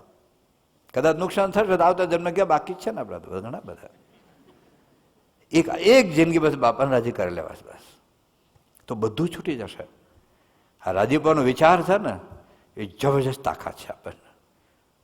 Air break છે, પાવર બ્રેક છે. તમે બ્રેક મારી દેશે તરત કે આનાથી બાપા રાજી નહીં થાય. બસ મહારાજે લખ્યું છે અંત્યના 29મા વચનામૃતમાં કે આજે સંપ્રદાયમાં હજારો લાખો હરિભક્તો જે આજ્ઞામાં વર્તે છે એનું કારણ એ છે કે જો આમ નહીં વર્તો તો મહારાજ રાજી નહીં થાય, કુરાજી થશે. આખી દુનિયા કુરાજી થાય તો પોહાય, પણ બાપા કુરાજી થાય નહીં પોહાય. ભાઈ તમારો વ્યવહાર ભલે કુરાજી થઈ જાય. આ વ્યવહારને રાજી કરવા માટે 2 કાઉન્ટર રાખે સત્સંગીઓ, એની વાત કાલે. વ્યવહારનું રાજી કરવાનું. અરે વ્યવહાર હોય જેમ ઘેર ગોદડું વઢે વ્યવહાર રાજી કરવાનો ને દિનમાં ભાઈઓ. હા, નિયમમાં રહીને વ્યવહાર રાજી થાય, રાજી કરવાનું બાકી નહીં. લગ્ન કરવા તો કરે ને બીજા ઘણી બધી છોકરીઓ છે દુનિયામાં, ઘણા બધા છોકરાઓ છે પૃથ્વી ઉપર. હિન્દુ છોકરા વાઇપ આઉટ નથી થઈ ગયા છે એમ કહી દેવાનું, બીજે લગ્ન કરી લેજા. હા તો પોદડા જેવા ઢીલા ઢબ થઈને ફરીએ છે. તું જો ભગવાનને રાજી કરવાયું તો આજ્ઞામાં રહો. મહારાજે વાત કરે છે પ્રથમનું 25મું વચનામૃત કે ભગવાનની જેટલી આજ્ઞા પાડી એટલો રાજીપો મળે. પ્રથમનું 78મું વચનામૃત કે સંત કહે એમ કરીએ તો રાજીપો મળે. પેલી બહુ મોટી વાત છે. બીજી વાત છે એમને આજ્ઞા પાડવાથી આપણને એક ભગવાનના સાનિધ્યનો અનુભવ થાય. મહારાજે લખ્યું છે આજ્ઞાથી કદાચ 1,00,000 ગાઉ દૂર હોય, 1,000 ગાઉ દૂર તો મારો ભેગો છે, અને આજ્ઞા નો પણ મારા ભેગો હોય તો 1,00,000 ગાઉ દૂર છે. પ્રથમનું 73મું વચનામૃત છે. કાર્યનું 11મું વચનામૃત છે અમારે આજ્ઞાથી ગમે એટલા દૂર હો. મહારાજ કહે છે એ ભક્તને પણ, એ ભગવાનને પણ ભક્ત વગર રહેવાતું નથી. એક ક્ષણ પણ ભગવાન એ ભક્ત વગર રહી શકતા નથી જો આજ્ઞાથી આપણે દૂર રહીએ તો. પણ આજ્ઞા પાડતા હોવા જોઈએ. મહારાજ હરિચેતન સાગરમાં એક બહુ અદ્ભુત વાત લખે છે. શ્રીજી મહારાજ કે અમારે જે આજ્ઞા પાડે છે એ અમે જે રહીએ છીએ ને, અમારા વચન ન માને, રાત દિવસ અમારી પાસે રહી સેવા કરે. અમારી ભેગા જો મહારાજ કહે છે, શ્રીજી હરિચેતન સાગરમાં કહે છે અમારા વચન ન માને અને રાત દિવસ અમારી પાસે રહી સેવા કરે એને અમે દૂર માને. ઘણા છે બાપાના હજુરિયા હોય, બાપા આવે ત્યારે આજુબાજુ કૂદ કર્યા કરે, આમ ઠેકડા મારી પ્રમુખજનનું જાય. અને પછી બાપા ગયા પછી જિંદગીમાં મંદિરમાં દેખાવાનું ન હોય. અમુક બાપાના સત્સંગી હોય તો પણ અમે દૂર માનીએ. અમારા કરતા અમે અમારા વચનને મુખ્ય માનીએ છીએ. મારા વચનમાં મારો નિવાસ છે. શ્રીજી મહારાજ કહે છે મારા વચનમાં મારો નિવાસ છે, તેમાં જેટલો આદર રાખો એટલું હું તમારી પાસે છું. મનુષ્ય તન ધાર્યું છે એટલે પ્રમાણે વર્તીએ છીએ. પ્રત્યક્ષ અને પરોક્ષ 2 ભાવ મનુષ્ય તનમાં રહ્યા છે. બાપાએ મનુષ્ય દેહ ધારણ કર્યો છે. અત્યારે સારંગપુર છે, આપણે અહીંયા છે, દૂર લાગે છે, પરંતુ જો વચનમાં રહીએ ને તો એ આપણી સાથે છે. તેમાં વચનરૂપી મારું દિવ્ય શરીર ક્યારેય પરોક્ષ થતું નથી. બાપા અહીંયા આવે તો આપણા માટે પ્રત્યક્ષ છે, આંખની સામે. બાપા સારંગપુર છે, આપણા માટે આંખથી પર છે એટલે પરોક્ષ છે. પણ વચનરૂપી જે મારું દિવ્ય શરીર છે એનાથી ક્યારે પરોક્ષ નહીં થાવ, એ કાયમ ભેગા રહીશું. તો આજ્ઞા પાડીએ તો ગુણાતીતાન સ્વામી પતંગની વાત કરે છે. આજ્ઞારૂપી દોરી જો આપણી સાથે હોય તો પતંગ ગમે એટલો દૂર હોય તો આપણું પતંગ આપણો કહેવાય. બાકી બાજુમાં હોય પણ દોરી કપાઈ જાય તો આપણું નહીં રહે. એટલે એક સાનિધ્યનો અનુભવ થાય. બાપા અખંડ આપણા ભેગા છે, ક્ષણ માત્ર અણુ માત્ર દૂર નથી એવું આપણને મનાશે. જેટલી આજ્ઞા પાડીશું એટલું. આજ્ઞા પાડીશું તો સુખનો અનુભવ થશે. મહારાજે લખ્યું છે કે ત્યાગી અને ગ્રહસ્થને જે કાંઈ દુઃખ આવે છે એ આજ્ઞા લોપ્ય કરીને આવે છે. એમાં તો લગભગ જે પંચવર્તમાન સંબંધી આજ્ઞા છે, પણ એ આજ્ઞા લોપી એટલું દુઃખ આવશે. જેટલી આજ્ઞા પાડીશું એટલું સુખ આવશે. વચન લોપી વાલા તણું તે પરમ સુખ કેમ પામશે. ભગવાનનું જો વચન આપણે લોપીએ તો ભગવાનનું પરમ સુખ કેમ આપે. ગુણાતીતાન સ્વામી કહ્યું કે ભગવાન જેવા સંત મળ્યા છે છતાં કેમ અશાંતિ છે, કેમ ઉદ્વેગ છે. તો એમાં કહે છે કે જેટલું મન ધાર્યું થાય આજ્ઞા લોપી એટલે અશાંતિ છે. એટલે જેટલું આપણે ભગવાનની આજ્ઞા પાડીએ એટલું આપણને સુખ અને સાનિધ્યનો અનુભવ થાય, અખંડ શાંતિનો અનુભવ થાય. ત્રીજી મહત્વની બાબત છે કે આજ્ઞા પ્રમાણે વર્તીએ તો આત્મસત્તારૂપે વર્તે. મહારાજે મધ્યાહન 51મા વચનામૃતમાં વાત કરી છે કે સત્પુરુષના આજ્ઞા પ્રમાણે વર્તો તો દેહ ભાવથી પર આત્મસત્તારૂપે વર્તાય. જેટલું વચન પાડીએ એટલા સ્વભાવ ટળે, દોષો બળે, વાસના ટળે, એકાંતિક ધર્મ સિદ્ધ થાય, બ્રહ્મી સ્થિતિના ગુણ આપણને આવે તો પ્રમુખ મહારાજ આ અનુસંધાનમાં વાત કરે છે કે જેટલી આજ્ઞા પડાય એટલા બ્રહ્મરૂપ થવાય. બાબા કહે છે આજ્ઞા પાડીએ તો કોલસામાંથી હીરા જેવા થવાય, આપણું ક્લેવર બદલાઈ જાય, બ્રહ્મરૂપ થઈ જવાય. આજ્ઞાથી જ પરિવર્તન થશે અને બ્રહ્મરૂપ થવાશે.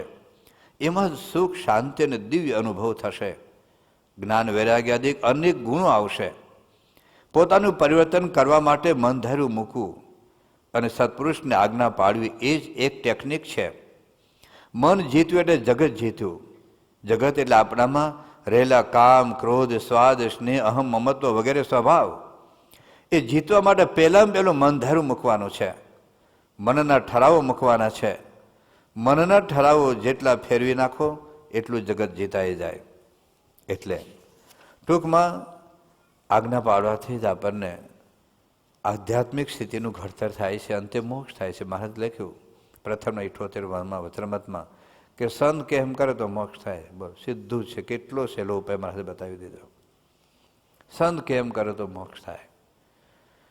વળી ગુણાતીતાનંદ સ્વામી કહ્યું સંત કહે તેમ કરવું તે શ્રેષ્ઠ છે, મન ધાર્યું કરવું તે કનિષ્ઠ છે. મન ધાર્યું કરું, આખા મંદિરની સેવા એકલો કરતો હોય, તપ ત્યાગ રાખતો હોય, હજારોને સત્સંગ કરાવતો હોય તો પણ કનિષ્ઠ છે. પરંતુ આજ્ઞા પ્રમાણે બેસી રહેતો હોય, સૂઈ રહેતો હોય, આળસુ હોય, એવા અનેક દોષયુક્ત હોય તો પણ શ્રેષ્ઠ છે. અધ્યાત્મ માર્ગ એ ખરેખર સત્પુરુષની આજ્ઞાથી ખુલે છે. એ વગર આપણને ખુલ્લો હોય એવું લાગે છે પણ ખુલતો નથી. લૌકિક માર્ગમાં પણ તમે જુઓ, આજે તમે ડૉક્ટરનું પોકેટ કેલેન્ડર ખિસ્સામાં રાખો. વિશ્વ પ્રસિદ્ધ ડૉક્ટર હોય એનું પોકેટ કેલેન્ડર તમે ખિસ્સામાં રાખો. વોલ કેલેન્ડર એનું તમે રૂમમાં રાખો. આર્ષનું સ્ટેચ્યુ રાખો. રોજ એને 11 પ્રદક્ષિણા કરો, 11 દંડવત કરો, રોજ એને આરતી ઉતારો, રોજ એને થાળ ધરાવો, હાર્મોનિયમ, તબલા, વાયોલિન સાથે રોજ 1 કલાક એને સંગીતમય બાબાના ગુણગાન ગાઓ. પણ ડૉક્ટરના ગુણગાન ગાઓ, પણ ડૉક્ટર કહે એમ તમે ના કરો તો રોગ મટે? હા, ડૉક્ટર કરતાં સત્પુરુષ વિશેષ છે. ડૉક્ટરનું પોકેટ કેલેન્ડર રાખવાથી કોઈ લાભ નથી, કારણ કે તો માણસ છે. બાબાનું પોકેટ કેલેન્ડર રાખો તો એક ડિવાઇન રે ટ્રીટમેન્ટ થયા કરશે. ડૉક્ટરનો ફોટો રાખો, ડૉક્ટરનું તમે મૂર્તિ રાખો, સ્ટેચ્યુ રાખો, કોઈ લાભ નહીં થાય. પણ બાપાનું ઘરમાં ફોટો રાખશો, બાપાની મૂર્તિ રાખશો, એ ડિવાઇન રે ટ્રીટમેન્ટ તો થવાની છે. ડૉક્ટરને ગુણગાન ગાવો કોઈ લાભ નથી. બાપાને ગુણગાન ગાવું તો થોડીક આપણી જીભના પાપ બળે, આપણું મન શાંત થાય, આપણે ભાઈ ગુણગાન ગાવે એક ભક્તિ છે. એટલે સંપૂર્ણ ડૉક્ટર જેવું નથી. પણ મારું કહેવાનું તાત્પર્ય તમે સમજજો એટલું જ છે કે ફોટા રાખવા એ ખોટું નથી. જો શિજમાં વખતમાં ક્યાં ફોટા હતા મહારાજના? કંઈ એવા પોકેટ કેલેન્ડર નહોતા, વોટ કેલેન્ડર નહોતા, બહુ અદ્ભુત મૂર્તિઓ નહોતી. પણ આજ્ઞા અગત્યની છે. ભગતજી મહારાજ ગુણાતીતાંશ આજ્ઞા પાડી છે. ગુણાતીતાંશનું પોકેટ કેલેન્ડર રાખીને ફરતા નહોતા. ખાલી ફોટો મોટો રાખીને રોજ એના ગુણગાન નહોતા ગાયા કરતા. આજ્ઞા ભગતજી મહારાજની સ્થિતિનું રહસ્ય આજ્ઞા છે. શાસ્ત્રીજી મહારાજે ભગતજી મહારાજને આજ્ઞા પાડી. યોગી બાબા કહેતા 40 વર્ષથી શાસ્ત્રીજી મહારાજ જ મનુધાર્યું કર્યું છે. આપણા મનુધાર્યું કર્યું જ નથી એટલે આવી સ્થિતિ થઈ. એટલે શાસ્ત્રમાં દર્શન દે છે, એટલે સુખ આવે છે. એક વખત યોગી બાપાને આજ્ઞા કરી, બીજી વખત કેવું નથી પડ્યું.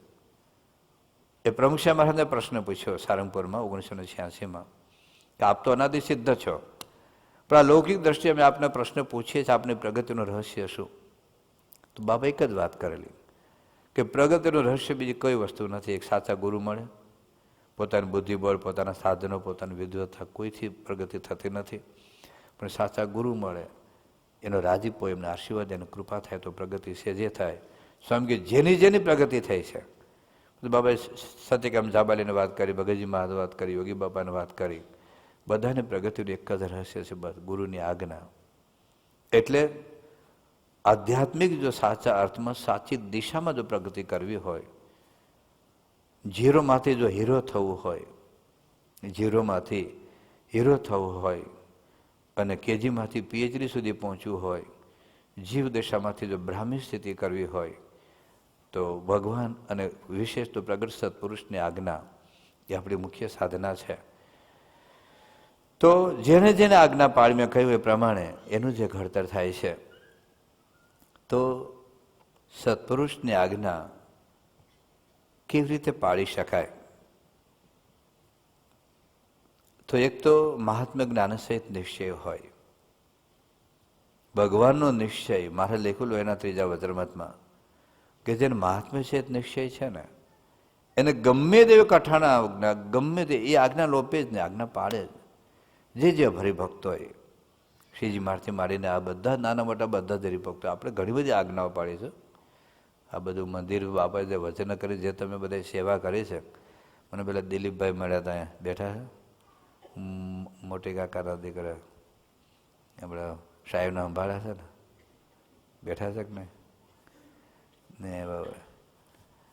તો એમને વાત કરી તો દુકાનના હેતુથી બાપા પાસે ગયા કે આ દુકાન લેવી છે, આમ છે ને તેમ છે.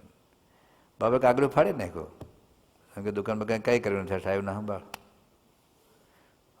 આમ ધક્કો વાગી જાય આપણને. પણ જો કેટલા વર્ષ, 2-3 વર્ષ તો કશું લીધું નહોતું, થોડો ઘણો પગાર લે કાંઈ ખાવ સામાન્ય. પણ બાપાના વચને જે હરિભક્તોએ પોતાના મનના ભૂખા ભરી નાખ્યા છે, કચુંબર કરી નાખ્યું જેવું કહેવાય. પણ બાપાનો જો મહિમા છે, નિષ્ઠા છે, બધા નાના મોટા જે હરિભક્તોએ આજ્ઞા પડે, બાપે દીકરા માગ્યા તો દીકરા આપી દીધા, જમીન માગી તો જમીન આપી દીધી, પૈસા માગ્યા તો પૈસા આપી દીધા. દેશ પરદેશમાં એમનું મંદિર નથી, આ 900 મંદિર બાંધ્યા બાપાએ. બાપા ક્યાં કોઈ જે પૈસાની છાપવાની ફેક્ટરી છે, બીજી કોઈ કંપની નથી કરોડો રૂપિયાની આવક હોય. એક હરિભક્તના ખભા ઉપર બાપાએ મંદિરો બાંધ્યા છે. અને જ્યારે મંદિર શરૂઆત કરે છે આપણે ક્યાં પૂછવા આવે, તમે પૈસા સેવા કરતા તો મંદિર બાંધો, એવું પૂછ્યું હોય. અમેરિકા અક્ષરધામ શરૂ કર્યું, બાપાએ બધાનું રિવ્યુ નહોતું લીધો, ભાઈ તમે કોણ કોણ પૈસા કરવાના ભેગા, જો પૈસા આપવાનો હોય તો અક્ષરધામ ખાતમુહૂર્ત કરું. 81, 85, 92, 95 જે ઉત્સવો થયા, બાપાનું સુવર્ણ તોડા પ્લેટિનમ તુલા થઈ, બાપાએ કોઈ પ્રી શરત મૂકી નથી, ભાઈ પહેલાં કોણ કોણ કેટલા સેવા કરવાનું, કેટલું તમે કલેક્શન કરવાના છો. ભાઈ જો તમે આટલું કલેક્શન કરો તો પછી મંદિર બાંધો ના પાડો. બાપા તો બોલ્યા જ નથી, એનો વિશ્વાસ છે. દેશ પ્રદેશમાં ગમે તે જગ્યાએ જ્યાં જ્યાં મંદિરો બાંધ્યા, જ્યાં જ્યાં ઉત્સવો થયા, તો એક વિશ્વાસ હરિભક્તો ઉપર. અને એ હરિભક્તો આજ્ઞા અધ્ધર ઝીલી છે, એક કારણ છે બાપાનો મહિમા સમજાનો છે, એટલે બધી આજ્ઞાઓ પડાય છે. બાકી તો કેટલી મોટી કમાણી હોય, કેટલી મોટી આવક હોય, લાત મારીને સંસ્થામાં સંપૂર્ણ સમર્પિત થઈ જવું. આપણે જે કલ્પેશ ભટ્ટને બધા છે ને, પછી પેલા ગઢિયાનું નામ મોનું ગઢિયા છે, વિપુલ વાઘેલા છે, ત્યાં કનુભાઈ લોડાય છે અમેરિકામાં, ત્યારે આપણી સંસ્થાના CEO છે. કેટલી બધી મોટી આવક હતી, બધું જ જાતો કરીને સંસ્થામાં હોમાઈ ગયા છે બધા. તો જો મહિમા હોય ને તો આજ્ઞા પાડે. એક વાત લખી છે મહારાજા. બીજી વાત લખી છે કે જો પ્રીતિ હોય તો મરજી પ્રમાણે વર્તાય. કાર્યનું 11મું વચનમાં છે કે સત્પુરુષમાં હેત હોય, પ્રીતિ હોય તો એ આજ્ઞા પડાય જ, એનું ગમતું થાય જ, મન ધાર્યું મુકાય જ. તો આપણે કહે હેત છે કે મહિમા છે. એક ત્રીજી વાત છે કે એક સ્વાર્થ હોય, ખપ હોય. જો ભગવાન પાસે એક મોક્ષનો સ્વાર્થ હોય, મોક્ષનો ખપ હોય, કરોડો જન્મથી રખડીએ છીએ, બસ આ જન્મે છૂટી જવું છે, તો પણ આજ્ઞા પડાય. જેમ કોઈ જન્મ ટીપની જેલ થઈ હોય અથવા ફાંસીની સજા થઈ, આપણા દેશમાં ફાંસીની સજા છોડાવવામાંથી એક જ વ્યક્તિ છે, રાષ્ટ્રપતિ. અને રાષ્ટ્રપતિ એમ કહે પછી કે રોજ 1 કલાક પૂજા કરવાની, તિલક ચાના સહિત કરવાની, એવી આજ્ઞા કરે તો કરીએ કે ના કરીએ? 1 કલાક ઘર સભા કરો, જે કાંઈ રોજ મંદિરમાં આવીને 2 કલાક સંડાસ બાથરૂમ સાફ કરવા. અને જો એક પણ જો અત્યારે છોડી દીધા પછી 1 પણ દિવસ નહીં કરતો, પાછી જેલમાં નાખી દઈને ફાંસી ચડાવી દઈશ. બોલો તો બધું કરીએ કે નહીં? જેલમાંથી છૂટવાનો સ્વાર્થ છે, રોગમાંથી મુક્ત થવાનો સ્વાર્થ છે, તો ડૉક્ટર કે આપણે બધું જ કરીએ છીએ. એમ આ જન્મ મરણના રોગમાંથી છટકવાનો જો આપણને સ્વાર્થ હોય, બસ છૂટી જવું છે આ ફાંસીમાંથી, જન્મ મરણમાંથી, ભવરોગમાંથી, તો પણ આજ્ઞા પડાય. વિશેષ તો આવા ઉત્કૃષ્ટ પ્રસંગો શ્રીજી મહારાજ વખતથી આજ સુધી જે દાદા ખાતે કેવી રીતે આજ્ઞા પાડી છે, ભરતભાઈ ગોરધનભાઈ કેવી રીતે આજ્ઞા પાડી છે, સાચમા વખતમાં આશાભાઈ, ઈશ્વરભાઈ વગેરે કેવી રીતે આજ્ઞા, બધી જ મિલકત હળગી ગઈ, બળી ગયું, અને સાચીમાં પૈસા લેવા આવે એટલે કે સ્વામી મારી મિલકત બળી ગઈ છે, મારી આબરૂ નથી બળી ગઈ, વ્યાજે લઈને પૈસા આપે. જો આજ્ઞામાં અધ્ધર ઝીલી લે, વચન અધ્ધર ઝીલી લે, તો જે યોગી બાપાએ પ્રમુખ શાહ મહારાજ, ગુણાતીત ગુરુ તો આપણા બધા જ આદર્શોમાં સૌથી ઉત્કૃષ્ટ છે. દિવ્ય ભાવમાં આજ્ઞા પાડવામાં પ્રમુખ શાહ મહારાજે જે રીતે યોગી બાપાને આજ્ઞાઓ પાડી છે, અદ્ભુત બધા પ્રસંગો છે. તો એનું આપણે જો વાંચન કરીએ, વિચાર કરીએ, મનન કરીએ તો આપણને એમને એક આજ્ઞા પાડવાનું મન થાય. અને વિશેષ તો પ્રાર્થના, બસ એક એક વચન આપણે સમજી શકીએ, આપણી મૂઢતામાંથી, જડતામાંથી બહાર આવી શકીએ. અમુક બાબત કેવી છે કે જેમ ફૈબા મૂર્તામાંથી બહાર ન નીકળે, જો આ જડતામાંથી. બાકી તો મહારાજે દીકરો માગ્યો તો સાધુકરો આપી દીધો હોત, મહારાજે ફૈબા પર ઘરેણા માગ્યા તો આપી દીધા હોત, મરણ મૂડી માગ્યું તો આપી દીધી હોત, મંદિર માટે જમીન કે બંગલો માગ્યો તો ફૈબા આપી દીધો હોત. પણ આ તું જ આંટી છોડવી, આગ્રહ છોડવો, અઠાગ્રહ છોડવો, ક્યાં મારા હિમાલય જવાનું કહેતા? ખાલી દીકરાને હું સાથે અણ બનાવો, છોકરી છે ભાઈ, તમારી દીકરી છે, માફી માગે લો ભાઈ, પણ નથી માગી શકતા. જો ઘરમાં સંપીને રહેવાની એક આજ્ઞા છે, એ વિચારજો બધા. જો એક આજ્ઞા, બધી જુદી જુદી ઘણી બધી આજ્ઞાઓ છે, આપણે જોઈએ તો આપણા જીવમાં મૂળતા ન આવે, જડતા ન આવે, મોટા પુરુષની આજ્ઞાને આપણે સમજી શકીએ. જો મહારાજે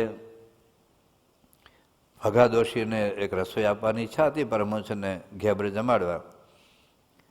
તો મહારાજ કે બરાબર છે, તમે રસોઈ આપવી છે, પણ આ મંદિરનું કામ અટકેલું છે અને આપો તો સારું, તો કડિયાને પૈસા આપી શકે, અમે તમારી રસોઈ માની લઈશું. કે ના મહારાજ, મારે પરમહંસને જમાડવા છે. મહારાજ કે સારું, જમાડવાના છે તો એવું કરીએ, બિચાર ખોરી જુવાર ખાય છે, તમે જેટલા રૂપિયામાં ઘેબરે જમાડો એટલા જ રૂપિયાને તમે નવી જુવાર લઈ આપો. ખોરી જુવાર આપણે પશુને આપી દઈએ તો આખું વર્ષ જ્યાં સુધી તમારે જુવાર ચાલે, રોજ અમે ઘેબરની રસોઈ માની લઈશું. કે ના બસ મારે ઘેબરે જ જમાડવા. અને જમાડેલો. ખૂટ્યું. જો સેવા કરી પણ રાજીપો ન મળ્યો. એટલે રાજીપાનો જો વિચાર હોય ને, ઘણી વખત આપણે રાજી કરતા હોઈએ છીએ. પૂજ્ય મહંસે બહુ અદ્ભુત આ વિચાર આપે કે આપણે રાજી કરતા હોઈએ છીએ, રાજીપાનો વિચાર નથી હોતો, એટલે આપણે છટકી જઈએ. ફઈબાએ રાજી કરેલા, રાજી કરતા હતા, રાજી કરવા માટે જ મહારાજને પરમહંસને જમવા બોલાવેલા, રાજીપાનો વિચાર નહોતો. જો રાજીપાનો વિચાર હોત ને તો આજ્ઞા ઝીલી લેવા. હા મહારાજ, મારે તો આપને રાજી કરવા. અને માફી માગે, હા મહારાજ મારે કંઈ ભૂલ હોય તો મારા દીકરા વહુને માફી માગું છું, મારે તમે રહો, મારા દીકરાને મોકલું, હમણાં વહુને ગામથી લઈ આવે. કેટલા મહારાજ રાજી થઈ ગયા, બોલો. પણ તો ભાઈ હું પ્રસંગ કોનો કહેત? કેટલા વર્ષોથી આપણે એનો પ્રસંગ કહીએ છીએ ને. અરે કેટલી મોટી સેવા કરી છે આ 3 જણાએ, ફઈબાએ, અલૈયા ખાચરે, જીવા ખાચરે, જપૂર્ણ આનંદ, રોડ આનંદ, નીલકાપાનંદ, આ બધી મોટી સેવા છે. હમણાં લોકો ગયા એને આપણી બહુ મોટી સેવા કરી છે. જાગ્રત રાખવાનું કે તમારે આ દર્શન ન થાય, ધ્યાન રાખજો ભાઈ. ફઈબાઈ પોતાની જિંદગીનું બલિદાન આપી દીધું, સાધનાનું બલિદાન આપી દીધું, એક દ્રષ્ટાંત આપવા માટે 2 દીવાને નીચે ભટકાતા ને ભાઈ. કેટલો એ મહારાજ આમ રાજી થઈ જાત, બોલે હા મહારાજ. અને મહારાજ હું માફી માગ્યું, મહારાજ કઈ ભૂલ થઈ ગઈ હોય, કેટલા રાજી થઈ જાત. પણ આ જીવની જડતા આવી છે, મૂઢતા આવી છે, મૂઢપણું. જોગી બાપાએ પ્રાર્થના કરી છે કે હે શાસ્ત્રી મહારાજ, અમારી બુદ્ધિમાં મૂઢપણું ન આવે. મૂઢપણું છે. જો ભગાદોશી પેલા રૂડાભાઈ, રૂપરામ ઠાકર કેટલી કેરી લાવીને કેટલો રસ કાઢ્યો હશે, પણ એક મોટી ખાર ન આપી શકે. જો આ આજ્ઞા એ કટોકટીના આજ્ઞા ઝીલવે ને. પેલા રસોઈ હતી 1000 રૂપિયામાં, તો ઝવેરભાઈ ત્યાં નડિયાદના કે અડધી પૈસા હું આપું, અડધા બાકીના હરિભક્તો ભેગા કરે. 500 રૂપિયા એને આપ્યા, 500 બીજા બધા ભેગા કરવાના હતા. 13 રૂપિયા ખૂટ્યા. કેટલા? 13. તો ભગતજી મહારાજે એને કહ્યું ઝવેરીભાઈને કે તમે 13 રૂપિયા આપી દો. કે ના, મેં મારા ભાગને આપી દીધા. 500 રૂપિયા આપ્યા, 13 રૂપિયા આપ્યા ને, બોલો કેવી જડતા કહેવાય. પછી તો બધા ઉઘરાને આપી દીધા, પણ પછી બહુ જ બળતરા રહી કે હારું મેં 13 રૂપિયામાં ભગતજી મહારાજ રાજી કરી શક્યા નહીં. પછી શાસી મહારાજ ભગતજી મહારાજ જ્યારે ત્યાં જુનાગઢમાં સન્માન કરાવડાયું એ વખતે પછી આખી રસોઈ ફરી વખત આપી. સારંગપુરમાં બહુ વર્ષો પહેલાં અમે પાર્ષદમાં હતા, એક કાઠિયાવાડ બાજુના એક હરિભક્ત, બાપા બપોરે ધીમા બધા હરિભક્તો મળતા હતા. એટલે બાબાને કે સ્વામી મારે ઠાકોરજીની સેવા કરવી છે. સ્વામી કે કેટલા રૂપિયા? કે 70 રૂપિયા. કેટલા? 70. બાપા કે 70 રૂપિયાનો હું મેળ? પૈસા ઘણું બધું આપ્યું છે, તમારા છોકરા કમાય છે, ખેતીવાડી સારી છે, તો 101 રૂપિયા કરી દો એમ. તો કે ના બાપા, મેં નક્કી કર્યું છે કે 70 રૂપિયા પાસ. 70 મને 101 31 રૂપિયા વધારે છે. ક્યાંય 31 લાખ 31,000 કે 3100 વધારે. તો કે ના, એ શું કે ખબર કે બાપા બહુ તાણી તો તૂટી જાય. શું કે આપણી સખી ભૂધર ભૂખ્યો છે ભાવનો, કે બહુ તાણે તો તૂટી જાય, મારા હૃદયની ભાવના એટલી છે. બાપા પછી તો બાપાએ પોતે રમતે ચડ્યા. સખી ચાલો એવું કરો તો ચાલો 71 રૂપિયા આપો એમ. એ વાહ મીંડું સારું ન લાગે. 71 તો આપો, પેલા 101 સુધી પહોંચ્યા, પછી 75 સુધી પહોંચ્યા. બાપા છેવટે 171 રૂપિયા કીધા. લગભગ 10 મિનિટ સુધી બાપાએ બગાડી. સમજે પણ તમને 1 રૂપિયા વધુ આપવા શું વાંધો આવે? તો કે ના બાપા, મારા અંતરની ભાવના એટલે છે. સમજે સારું ઓફિસમાં આપી આવો. 1 રૂપિયા આ જીવની જડતા છે. મૂળતા જો ન આવે અને એમાં જ રાજીપોનો વિચાર છે ને, બસ મારે બાપાને રાજી કરવા છે, તો ગમે ત્યારે ગમે તેવી કઠણ આજ્ઞા એ આપણે પાળી શકીશું. તો કયા પ્રકારની આજ્ઞા છે? 2 પ્રકારની આજ્ઞા છે. એક તો ભક્તિ સંબંધી આજ્ઞા છે અને બીજું ત્યાગ સંબંધી આજ્ઞા છે. મહારાજ અંત્યના 34મા વચનામૃતમાં આ 2 પ્રકારની આજ્ઞાનો નિર્દેશ કર્યો છે. એક તો ભક્તિ સંબંધી આજ્ઞા, બીજું ત્યાગ સંબંધી આજ્ઞા. તો ભક્તિ સંબંધી આજ્ઞામાં શ્રીજી મહાદેવ શિક્ષાપત્રીમાં આપણે જે આજ્ઞાઓ કરી છે અમને તમને બધાને, કે સવારમાં ઉઠીને પૂજા કરવાની આજ્ઞા છે. એ બધા કાળો લગભગ જૂના બધા હરિભક્તો પાડતા હોય છે, પણ અમે ઘણી વખત અમારી પાસે આવે ને તો ચાંદલો કરીને આવે. પણ અમે હાવ બુદ્ધું નથી હો, એટલા બધા ભોટ નથી જે અમે તમે ધારતા હો. એટલા બધા બુડથલ નથી જે કદાચ ધારતા હો. તો અમને ખબર તો પડી જાય, અમે દુનિયાભરના ગોળાના પાણી પીધા છે. પણ બાપા આવે, સંતો આવે ત્યાં ચાંદલો કરીને આવું, એનો શું અર્થ ભાઈ? ભગવાન સાથેની એપોઇન્ટમેન્ટ છે આ. રોજ અડધો કલાક ખાલી ખાવા પીવા ચા પાણીનો નાસ્તો નથી, એનું લાયસન્સ નથી. આ ભગવાન સાથેની એપોઇન્ટમેન્ટ છે. પરબ્રહ્મ પુરુષોત્તમ નારાયણ શ્રીજી મહારાજને પ્રમુખ સમાજ આપણી પૂજામાં એ આવીને આપણી સામે બેસે, આપણી પૂજા અંગીકાર કરે, આપણી પૂજાનો સ્વીકાર કરે. જિંદગીનો કયો મોટો લાભ છે આનાથી? મહારાજે લખ્યું પ્રથમ 30 ગઈકાલે વાત કરી હતી કે મરી તો સર્વેને જવું છે, પણ ભગવાનને ભજવા એ જીવ્યાનો મોટો લાભ છે. તો રોજ સવારે અડધો કલાક ભગવાનનું શાંતિથી ભજન થાય, એ આજ્ઞા છે આપણી. બધા જ નાના. જો આમાં £1,00,000 વિકલ્પમાં પૂજા નથી. તમે £1,00,000 આવો એટલે મારે પૂજા ન કરો તો હાલે એવું નથી ભાઈ. હાલે તો બધું હાલશે, પણ 100% માર્ક લાવવા હોય તો નહીં ચાલે ભાઈ. પૂજા પણ એક સબ્જેક્ટ છે. £1,00,000 આપ્યા એક સબ્જેક્ટમાં, તમે કદાચ 100 માર્ક આપી મેળવી લીધા, પણ પૂજામાં તો 0 આવ્યો.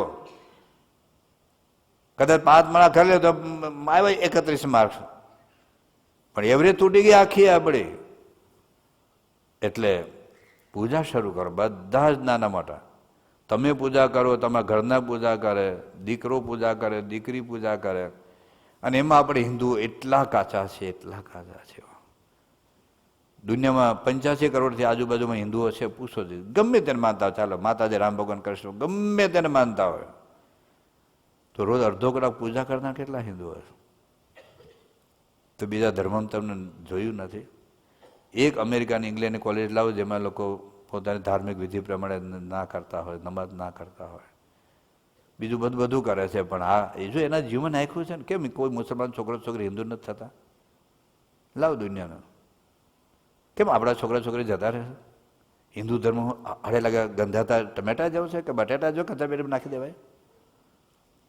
તમે તમારા દીકરા દીકરીઓને ફિઝિક્સ ભણાવ્યું, કેમિસ્ટ્રી ભણાવ્યું, બાયોલોજી ભણાવ્યું, બસ મારી દીકરીને મેથમાં 100 માર્ક આવ્યા, ઉતારો આરતી. મારા દીકરાને ગણિતમાં અથવા તો કેમિસ્ટ્રીમાં ગોલ્ડ મેડલ મેળ્યો, તો કરો અથાણું ગોલ્ડ મેડલનું.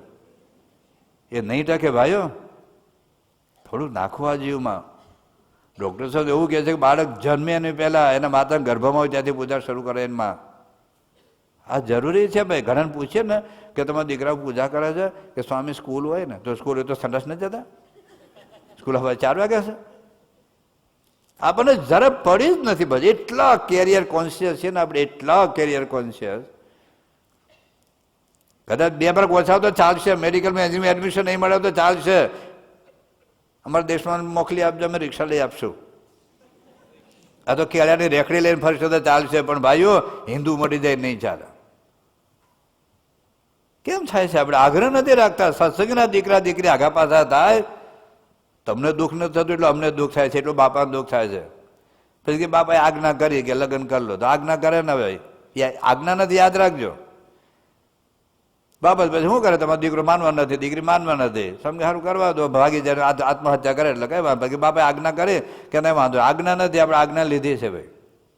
કોઈ બાપાની ઈચ્છા નથી પોતાના BA-પાસના સત્સંગના દીકરા દીકરી નોન હિન્દુને ત્યાં પરણે. ભવિષ્યની પેઢીઓ રહેવાની છે હિન્દુ. પછી આપણે થપ્પડ મારીને પાસે મોઢું લાલ રાખીએ, કારણ કે અમેરિકામાં બહુ મેળા મને આ વખતે તો એ વખતે શું કે એને જમીને હું વખાણ ગાય, એ ગુડ ગાય, એમ સારો છે મુસલમાન છે, આમ કાળીઓ છે, પણ એ છે હોકે, એમ શું કે એ હોકે, એમ હેલ્પિંગ નેચર.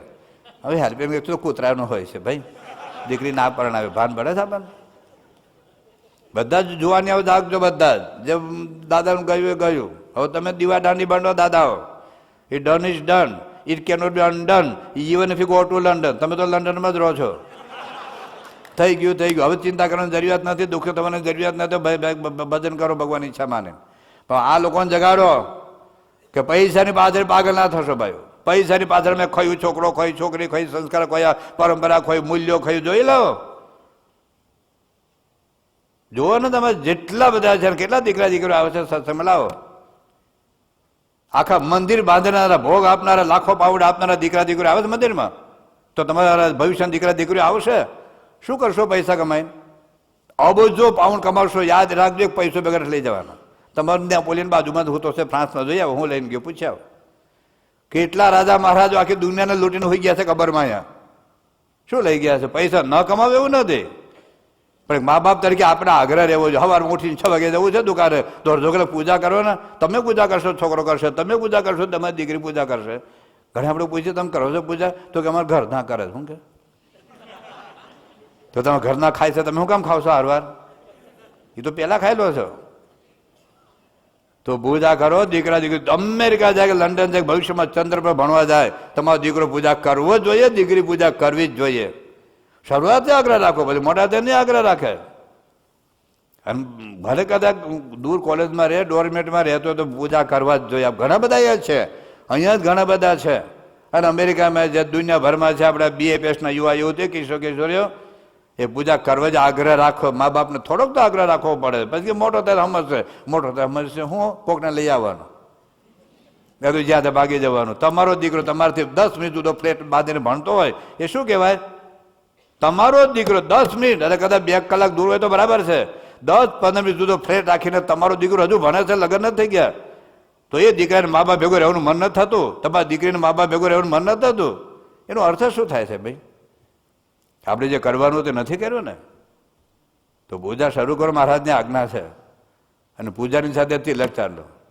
કેટલાને હું જોઉં છું કપાળમાં લાખો પાઉન્ડ આપ્યા છે, ઘરે આપી દીધા, વનું આપ્યું છે, પાર્કિંગમાં ઉભા રહો છો, કડકડતી ઠંડીમાં ગમે એટલી કઠણ સંજોગોમાં સેવા કરવાની. તિલક ચાનો નથી કરતા, તો તિલક ચાનો કરવાની આજ્ઞા નથી. બાપાએ આખું અભિયાન ચલાવ્યું તો ખબર લંડનમાં, એક ને પકડીને બાપાએ આખું સામે પ્રકાશ છે અભિયાન ચાલે. તો દરેક વખતે બધાને કે કર્યા કરવું પડે. તો બાપાને ભેળું ના આપો તો બાપાને રુચિ છે, કરો તિલક ચાનો. શું કેમ ના પાડીએ ભાઈ? આ તો અમેરિકામાં બહુ બધા છે, કેટલા 31 જણે નવી પૂજા લીધી. અને સાધના સત્રમાં તો મોટા ભાગના 90% સત્સંગીઓ જ આવતા હતા. 10% કોઈ બહાર ને કોઈ સગા છે ત્યાં એ લોકો આવ્યા હોય. તો એનો અર્થ શું થયો? 31 પૂજા લીધી, એનો અર્થ 31 પૂજા નહોતા કરતા, સત્સંગમાં આવતા હતા, પાર્કિંગમાં ઉભા રહેતા હશે, સેવા કરતા હશે, અન્નકૂટમાં ભોગે આપતા હશે, પૈસાની સેવા કરતા હશે, બાપનો લાભ લેવા જતા હશે, પણ પૂજા નહોતા કરતા. આ વખતે ઝાટકો તો લાગ્યો કે ના પૂજા તો કર્યા. હું સાચું જ કહું છું. મોક્ષની વાત જવા દો, આપણે મોક્ષ જોઈએ તો જ નથી. અક્ષરધામ કરવાનું કંટાળી તે મહારાજની મૂર્તિ અમે જોઈએ છે, નથી જવું આપણે અક્ષરધામમાં. તમને લંડન ફાવી ગયું છે ને? અક્ષરધામમાં IPL જોવા ન મળે. ઇડિયટ 3 ઇડિયટ જોવા હમણાં કયું મારાથી કોઈક નામ આપ્યું, કિસ 3 કે ખુશ 3, હે કોઈક મને નામ આપ્યું કે આવું કંઈક હમણાં ફિલ્મ કંઈક બહુ પ્રસિદ્ધ બહાર પહેર્યું છે. તમે જો કે જોઈ કાઢ્યું હશે, જો કે સત્સંગી છોટા નહીં જોતા હો, પણ આપણે લાગે અક્ષરધામમાં આપણે નથી જવું, ત્યાં જઈને શું કરવાનું યાર? આપણે અક્ષર મારે તો જોઈને કંટાળી ન જઈએ, એને કરતાં આપણે અહીં જ રહેવું છે. પણ જો તમારું third generation, at least third generation, પાંચમા જનરેશન તો આશા છોડી દેજો ભાઈઓ. પાંચમું જનરેશન આ દેશમાં BA હિન્દુ રહેશે. જનરલ હિન્દુની વાત નહીં કરવાની, BA હિન્દુ. બસ એ દારૂ ન પીએ, બીડી ન પીએ, ગુટકા ન ખાય, તમાકુ ના ખાય, પિક્ચર ના જોય. અરે એના દીકરા દીકરીને લગ્નમાં દારૂની પાર્ટી ના હોય, માઝાની પાર્ટી ના હોય, વ્યવહારને લગ્ન કરે ને ઘેર જઈને હોઈ જાય. સુરવીર થાવ ભાઈ. એક વખત તમારો વ્યવહાર દારૂ ની બધું મરી નથી જવાનો. એક વખત તમારો વ્યવહાર ડુંગળી લસણ વગરનું શાક ખાશે મરી નથી જવાનો. શાના ગુજરાતીઓને રાજી કરી? ગુજરાતીઓને રાજી કરવા, ગુજરાતીઓ જિંદગીમાં રાજી નહીં થાય ભાઈઓ. સત્સંગમાં 2 કાઉન્ટર રાખ્યા, ડુંગળી લસણ વાળું, ડુંગળી લસણ વગરનું. ગુજરાતીઓને રાજી કરવા, વ્યવહારોને રાજી કરવા. વ્યવહાર રાજી કરવા જન્મ્યા છો. એક વખત તમારે વ્યવહાર કે બીજા ગુજરાતીઓ ડુંગળી લસણ વગરનું શાક ખાશે મરી જવાના છે. દારૂ કે માંસ ખાવાની પાર્ટી સત્સંગ નથી હોય. પાર્ટીઓ બંધ કરા, બધા પાર્ટીઓ ભાઈ. બાપાને મોટાના 1000 હાર નથી, બાપાને 1000 હાર નથી ભાઈઓ. કોઈ કરતા તો ભલે, આપણે તો નહીં જ કરવાનું. કોકનું ખોટું અનુકરણ નહીં કરવાનું. આપણે તો મોટા ભા થઈને ફરવું છે, મોટા suit coat pant tie pant ફેરા કરવું છે, મોટી મોટી પાર્ટીઓ આપીશ ભાઈ. એ નહીં ચાલે. અહીં તો ઘેટાથી નહીં ફરવાનું, પોદરાથી નહીં ફરવાનું, સિંહ થવાનું છે. તો તમારા દીકરા દીકરી સિંહ અને સિંહ પાકવાના છે. બાકી ઘેટા ઘેટી તો દુનિયા બધા બહુ ફરે છે ભાઈઓ. એટલે તમારા દીકરાનો દીકરો, દીકરીનો દીકરો, થર્ડ જનરેશન ઓછામાં ઓછું, થર્ડ જનરેશન. અમે પેલો રોજ આવે છે યોગેશ્વર, અમારા રંગીલા રાકેશભાઈનો રોજ હવે આવે છે. હું એને કહું છું, મેં કાઢ્યું તમારે એ યોગેશ કેટલો સંસ્કાર જોરદાર છે ને. બધાને જો ઘણા સંસ્કાર હશે, પણ ઠેર સુધી જાળવાનું છે. બાળકો તો બરાબર છે, એ કોલેજમાં જાય તો પૂજા કરવો જોઈએ, તિલકચાંદનો કરવો જ જોઈએ, ગમે તે જગ્યાએ જાય. જે સ્કૂલવાળા ના પડે, કોલેજવાળા ના પડે કે મારી કોલેજમાં તિલકચાંદનો નહીં તો કોલેજ બંધ કરી દો, તમે બીજી કોલેજમાં જાઓ. સિદ્ધાંત સાથે જીવન જીવવાનું છે ભાઈ. પોત રાતે નહીં ભરું, કંપની કાઢવી તો કંપનીમાં જતા રહો. તિલકચાંદનો આપણી શોભા છે ભાઈ, આપણી ભક્તિ છે. આ દંભ નથી. ઘણા જેમ કહેતો દંભ છે, ખોટો આડંબર છે. ભક્તિ તો અંદરથી કરવાનું હતું. અંદરથી લગ્ન કરી લે ને બારું કમાટા મારે, દંભ નથી ભાઈ. એની પાસે બહુ જ મોટું રહસ્ય છે. ખબર? પેલા આપણા બહેનો ચાંદલો કરતા, હેથો પૂરતા, બંગડી પહેરતા. એ ક્યારે કાઢે? એ મરે નહીં, તમે મરો ત્યારે. અત્યારે તો તમને મરેલા જ સમજે છે ને. હું આ બધા મરદાને વાત કરું છું, ભૂતડાઓને. હું કેમ કાઢ નાખ્યો? એ અહીંની લેડીઝ લોકોને શીખવાડો ને. એ લોકો હેથો પૂરતા થાય, બંગડી પહેરતા જોઈ લો. મુસલમાન સ્ત્રીઓ નથી ભરતા યાર, બુરખા પહેરીને ભરે છે ને, માથે ઓઢીને બેસે છે. સ્કૂલમાં ભણવા જાય ને, આવડી આવડી છોકરીઓ તો માથે ઓઢીને જાય છે સ્કૂલમાં, જોઈ લો. એમાં આટલો તમારો દીકરો દીકરી મમ્મીના ખોળામાં હોય ને, એ ચાંદલો તો હેતો તો બંગડી તો લાગે કે વી આર હિન્દુ. એક ડિવાઇન રેસ ટ્રીટમેન્ટ થાય છે તમારા દીકરાઓમાં, તમારી દીકરીઓમાં. એ આપણે છોડ્યું છે બધું. તિલક ચાંદલો, આપણા હિન્દુઓના ભગવાન મરી નથી ગયા ભાઈ. BAPS ના ભગવાન તો પૃથ્વી પર પ્રગટ છે. આપણે અનાથ નથી, આપણે સનાથ છીએ. તિલક ચાંદલો શરૂ કરો ભાઈ. ખુમાર ત્યારે જોઈ લે બાપા કે દુનિયાભરમાં મળે પોતાના કપડા છોડ્યા. કોણ કોણ કાઢી મૂકે તમને? અમને કોઈ કાઢી મૂકતો નથી, દુનિયા ગમે તે દેશમાં જઈએ તો. એટલે તિલક ચાંદલોનો આગ્રહ રાખો. કાંઈ શરમાનું જરૂરિયાત. હું તો તમને કહું છું, મેં તો અમેરિકામાં, આખા અમેરિકામાં મેં કીધું જ્યાં જ્યાં ગયો ત્યાં, કે જો આની સરકાર કાયદો કરે ને એની સરકાર કે તિલક ચાંદલાવાળા 24 કલાકમાં ઇંગ્લેન્ડ દેશ છોડી દે, તો 6 કલાકમાં છોડીને ઇન્ડિયા આવતા રહેજો. 6 જ કલાકમાં એટલું તો વાઇન્ડ અપ કરતા થાય. છોડીને આવતા રહેજો. અમારા દેશમાં હવા અબ જીવીએ છીએ ભાઈ, ભૂખ્યા નથી મરતા અમે. ખુમારી સાથે જીવો, એક અસ્મિતા સાથે જીવન જીવો. બાબા હમણાં એક છોકરો અમને મળ્યો હતો, અહીંયા જ છે. શું નામ? પેલો ધવલ સોની અહીં છે, બેઠો જાય. આવ્યો છે ભાઈ હીરો, ડાયમંડ ક્યાંક બેઠો છે પણ ઉભો નહીં છે કદાચ. તો એ બાપા ત્યાં અમદાવાદ હતા. અમદાવાદમાં એને નોકરી મળી હતી. આમ તો 25,000 પગાર હતો ને, થોડાક મહિના 35,000 પગાર થવાનો હતો. પણ જે કંપનીમાં કામ કરતો એને ના પડે કે તિલક ચાંદલો નહીં કરવાનું. તિલક ચાંદલો મારા કપાળ પર કરું છું, તમને તકલીફ છે? મને મારા બધું કાર્યમાં કંઈ ખામી હોય, ભૂલ હોય તો બતાવો. તો કે નહીં, તિલક ચાંદલો નહીં ચાલે. તો આને તો કાગડું લખીને આપી દીધું, નથી જોતી, જા તારી નોકરી. લાત મારીને આવતો.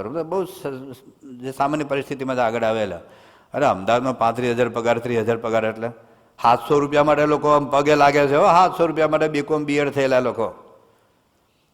તો એ બાપાના હાજરીમાં પ્રસંગ કીધેલો. બાપાએ એક વખતે અમદાવાદમાં આશીર્વાદ આપેલા અને પછી સ્વામી 1.5 વર્ષ પછી મુંબઈ આવેલા. એક વખતે મને પ્રસંગ ખબર નથી, પણ હું મુંબઈ હતો. બાપા રવિ સભામાં આશીર્વાદ આપતા હતા અને એમાં સ્વામીના મનમાંથી સેજા પ્રસંગ, આમ ઓટોમેટિક પ્રસંગ નીકળી આવ્યો એમ કે અમદાવાદના છોકરો 35,000ની નોકરીને લાત મારી દીધી, પણ તિલક તેનો કપાળમાંથી નહીં કાઢ્યો. તો સ્વામીના મનમાં એ છોકરો વસી ગયો. અહીં છે અત્યારે. બાબા ત્યાં અટલાદરા હતા 2005માં. અમેરિકાના હરિભક્ત છે. અમે હમણાં એને મળ્યા. એનો એક દીકરો સાધુ છે, બીજો દીકરો ડૉક્ટર છે. તેનું બાવડું પકડીને બાપા પાસે લઈ ગયા અને સ્વામીને કે બાપાને આજ્ઞા કરો કે તિલક ચાલો ન કરે અથવા ઝાંખો કરે. એટલો ભપકાદાર તિલક ચાલો કરે છે તો 10,000માં જુદો તરી આવે છે. કે છે આને આજ્ઞા કરો કે તિલક ચાલો ન કરે અથવા ઝાંખો કરે, કારણ કે 10,000માં જુદો તરી આવે છે. બાપા કે અક્ષર પુરુષોત્તમ વાળો 10,000માં નહીં, આખા બ્રહ્માંડમાં જુદો તરી આવે. એટલે ટૂંકમાં તમે પણ પૂજાપાઠ કરો, દીકરા દીકરાને તિલક ચાંદલો કરાવો, થોડો આગ્રહ રાખવો પડે, થોડું પ્રેમથી કહેવું પડે. પેલે મારાય નહીં પણ કેવું તો પડે.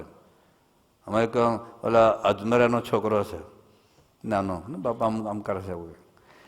તો પછી એક દિવસ એ અથવા કે એનો કંઈક મોટો ભાઈ તો કે મારે પૂજા નથી કરી. પૂજા ન કરે કંઈ વાંધો નહીં, આજે ખાવાનું નહીં મળે, ખાવાનું નહીં મળે, નાસ્તો નહીં મળે, પાણી નહીં મળે, આજે સ્કૂલ જવાનું બંધ.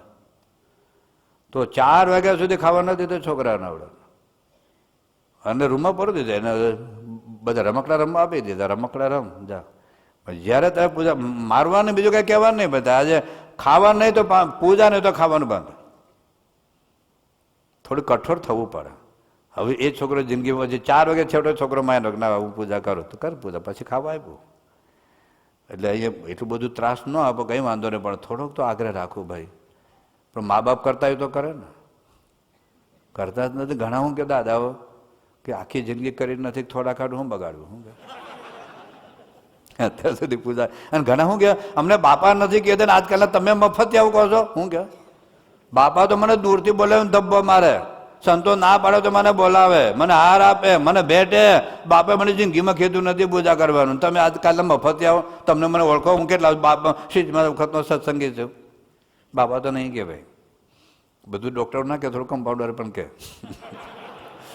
થોડુંક એમના કાયમાં હક હોય એટલું કહેવાનું. એટલે ઘણા કદાચ જો પૂજા લે, જેટલા પૂજા ન હોય ને દીકરાના દીકરીની પતિની પત્નીની દીકરાની વહુની બધી પૂજા લઈ જવો થાય છે ભાઈ. પૂજા શરૂ કરો અને એમાં શું કાલે પૂજા શરૂ કરશો તમે ઘરના બોલશો, ઓહો એવા લડકા ગરમ જો એવા આમ પૂજા કરવા બેઠા. કથાની તો બહુ અસર થઈ ગઈ. જિંદગીમાં પૂજા કરવાનો માળા નથી પકડ્યા તો પૂજા કરવા બેઠા. જોજો ઇન્દ્રનું ઇન્દ્રાસન ડોલવાનો લાગે છે. ઓહો કથાની તો બહુ અસર થઈ ગઈ. બહુનું સાંભળતા નથી, આવ જતા રહેશો તો નથી કર્યું. જા લાવો ચા. આ તો વટનો કટકો ભાઈ. તો ભલે ને કે એમાં આપણે શું ખસાઈ જાય 2 દિવસ કહેશે. ઘણા છે ને ઘેરે પૂજા કરે, સસરાને ઘેરે જાય તો ન કરે. સસરાને કેવું લાગશે? તો તમે સસરાને ઘેરે જાઓ તો ટોયલેટ ના જાઓ? એટલે સસરાને કેવું લાગશે? તો જેવું લાગે ભાઈ ટોયલેટ તો જવું જ પડે ને ભાઈ. તમે અઠવાડિયે ત્યાં સારંગપુર આવો તો ન ટોયલેટ જાઓ. એમ ગમે તે જગ્યાએ જાઓ ને પૂજા ઇઝ ધી મસ્ટ. આ ભક્તિ સંબંધી આજ્ઞા છે, પૂજા કરો. તે ખબર તો ડૉક્ટર 2-3 પ્રકારની દવા આપે સાથે. એમાં 2 લો ને 1 નાલો તો રોગ ના માટે ખબર, 1 લો ને 2 નાલો તો રોગ ના માટે ખબર. એવું હોય છે, આખી કોમ્બિનેશન હોય છે, સંયુક્ત કલેક્ટિવ ઇફેક્ટ હોય આખા શરીરમાં દવાની. એમ પૂજા કરો ને તિલક ચાંદલો ના કરો તો એટલી અસર નથી થતી બે દવાની. પછી કે હું આટલા વર્ષે મારો સ્વભાવ કેમ ના ટાળ્યો? ના ટાળે ને ભાઈ. દવા લીધા વગર કાંઈ સ્વભાવ ટાળતા ને ક્યાં આપણને કંઈ જંગલમાં જવાનું કહે, ક્યાં મને ગુફામાં જવાનું, ક્યાં ઉદય માતા લટકવાનું કહે, ક્યાં ઘર બાર છોડવાનું કહે. આટલું કહે છે તિલક ચાંદલો છે પૂજાપાઠ કરો ભાઈ.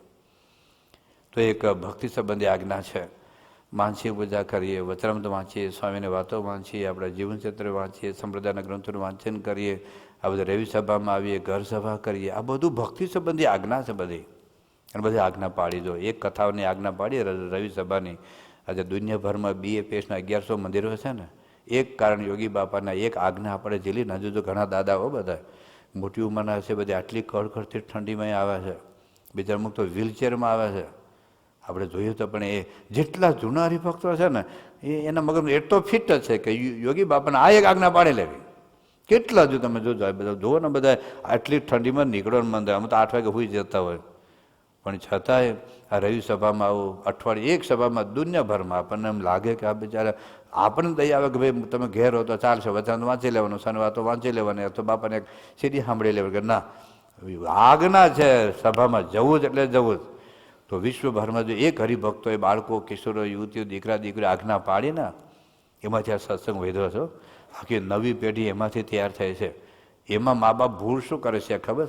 કે નાના બાળકોને બાળ સભા મોકલો છો, બાલિકા સભા મોકલો છો, પછી 10, 11, 12, અમારા ગુજરાતમાં 10, 11, 12મું ધોરણ, તમારા કરતાં ઓ લેવલ હશે, એમાં વધારે કેરિયર કોન્શિયસ તમે થઈ જાવ છો. બસ દીકરા તાર તો ઓ લેવલ છે, 10મું ધોરણ છે, 12મું ધોરણ છે, કારણ એમાંથી આખી લાઈન જાય. એન્જિનિયરિંગ આવશો તમે મેડિકલમાં. અમારા દેશમાં તો બહુ કેટેગરી, કારણ એમાં તો 50% અનામતમાં જતા રહેશે. એ અમારું દુનિયાભરમાં આવો દેશ દુનિયામાં કોઈ નહીં હોય. 50%થી વધારે અનામતમાં જતો રહે. તો કેટલા બધા બુદ્ધિશાળી કહેતો ને કે 90%, 90% આવે. હવે એમાં કોમ્પિટિશન, એમાં બધા ટ્યુશન હોય. બિચારા અહીં ટ્યુશનમાં જાય, અહીંથી અહીં ભણવા જાય, ટ્યુશનમાં લેસન કરે, આનું લેસન કરે, બિચારા થેલા લઈને ફર્યા જ કરે છે.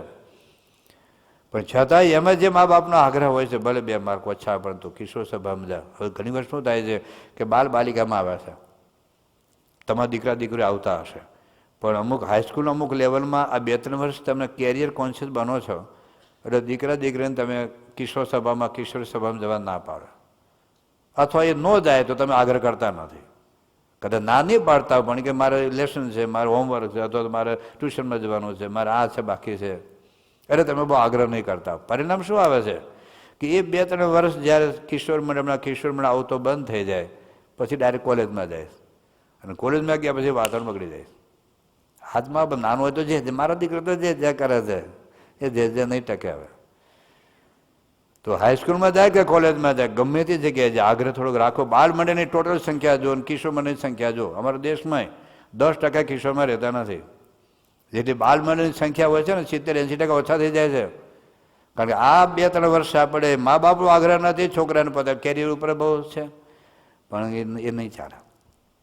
થોડો આગ્રહ પણ આપણે રાખવો પડે. તો ભક્તિ સંબંધી આ બધી આજ્ઞા છે. ત્યાગ સંબંધી બધી આજ્ઞાઓ છે, આપણે આવતીકાલે એ જે નિયમ ધર્મમાં લેવાના છીએ.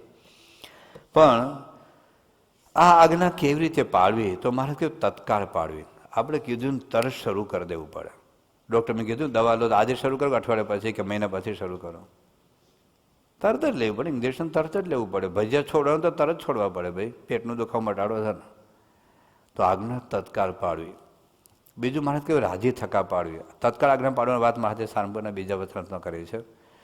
રાજી થકા આજ્ઞા પાડવાની વાત મહારાજે લોયાના 4થા વચન. એમાં ઉદાસીન નહીં થઈ જવાનું, સારું મારે બધું છોડવું પડશે ને બધું, એવું નહીં. બધું બાપાને રાજી કરવા છે, બીજાને રાજી નથી કરવા. તો રાજી થકા આજ્ઞા પાડવી. ત્રીજી વાત કરી છે મહારાજે કે મનનું મૂકીને આજ્ઞા પાડવી. આપણે ઘણી વાર મહારાજે સારંગપુરના 15મા વચનામૃતમાં વાત કરી છે. 3 પ્રકારની ગોપીઓની વાત કરી છે. તો એમાં જે ઉત્તમ જે ગોપીઓ છે ને એ તો ભગવાનનું જ ધાર્યું કરે, પણ જે મધ્યમ પ્રકારની જે ગોપીઓ છે ને અડધું પોતાનું ધાર્યું કરે, અડધું મહારાજનું ધાર્યું કરે, ભગવાનનું ધાર્યું કરે. અને જે કનિષ્ઠ હોય તો લગભગ થોડું ઘણું ભગવાન પાડે, બાકી તો બધું પોતાનું ધાર્યું કરે. તો આમાં મનનું ધાર્યું ન ચાલે. કે મને લાલ કેપ્સ્યુલ બહુ ભાવે છે સાહેબ, એ લાલ કેપ્સ્યુલ આપો ને, એવું ચાલે? આમાં કે મેડિકલ લાઈનમાં તમને ભાવે કેપ્સ્યુલ આપે એવું થોડું હોય છે ભાઈ. એ તો જે દવા ભાવે કે ન ભાવે લેવી જ પડે. તો અધ્યાત્મ માર્ગમાં મનનું બિલકુલ નહીં ચાલે.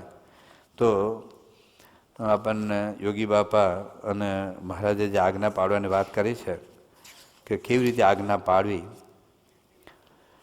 યોગી બાપા એવું કહે છે, આપણે હમણાં જે કીર્તન ગાયું હતું ને, સખી મેલી દે મન નામ રોડ એવો આમળો રે, એવો આમળો રે, કરે કે ને જો કાજ કે મેલી દે મન નામ રોડ. તો મન મત થઈ રહ્યું તો કોટી સાધન કરે, સદગુરુ શબ્દ વીણ સર્વે કાચું. તો મનનું ધાર્યું નહીં કરવું, પણ એમનું ગમતું કરવું. એટલે મન મૂકીને આજ્ઞા પાડવી. તો જોગી મહારાજ કહે છે કે ભગવાનનું કેમ ગમતું છે તે જાણીને પછી તેના વચનમાં દેહને મનને જેમ તેમ જ્યાં ત્યાં કચડી નાખવું. જે કહે એમાં તૂટી પડવું. બેસ કહે તો બેસવું, ઉઠ કહે તો ઉઠવું, મોટા કહે આમ તો આમ, એમ સરળ પ્રકૃતિ રાખવી. મોટા કહે ને બુદ્ધિમાં બેસતું ન હોય, આપણી બુદ્ધિમાં નહીં બેસે. શું અમે ભક્ત મટી ગયા તિલક ચાંદો ન કરે તો? શું પૂજા ન કરે ભક્ત મટી ગયા? શું રવિ સભા ન કરે, ઘર સભા ન કરે તો ભક્ત મટી ગયા? મટી નથી ગયા. પણ યોગી બાબા શું કહે છે? મોટા કહે તે બુદ્ધિમાં બેસતું ન હોય તો પણ માની લેવું, વચન પાછું ન ઠેલવું. દિવસ કહે તો દિવસ ને રાત કહે તો રાત, એમ ભગવાન અને સંતના વચનમાં ટૂંક ટૂંક થઈ જવું. દરેકને મન ગુરુ છે તે ગાડી સંત ગુરુ કરવા. મન કેમ આપણે કરીએ છીએ, બાપા કેમ નથી કરતા? ગુરુની આજ્ઞામાં ટૂંક ટૂંક થઈ જવું, કટ વળી જવું. તેમના વચનમાં દેહને અને મનને જેમ તેમ જ્યાં ત્યાં કચરી નાખવું. મન ગમતું કરીએ તો મન આપણને રમાડે, મનને મતે ચાલે તે મૂર્ખ. મન ગમતું મૂકી દેવું, મનને વશ ન થવું. મન ચાંડાળ છે, નીચ છે, આ મન કાઢી નાખવું. સત્પુરુષને આપણું મન માનવું, તે કહે તેમ કરવું. મન અમન કરવું એ મોટો મુદ્દો છે.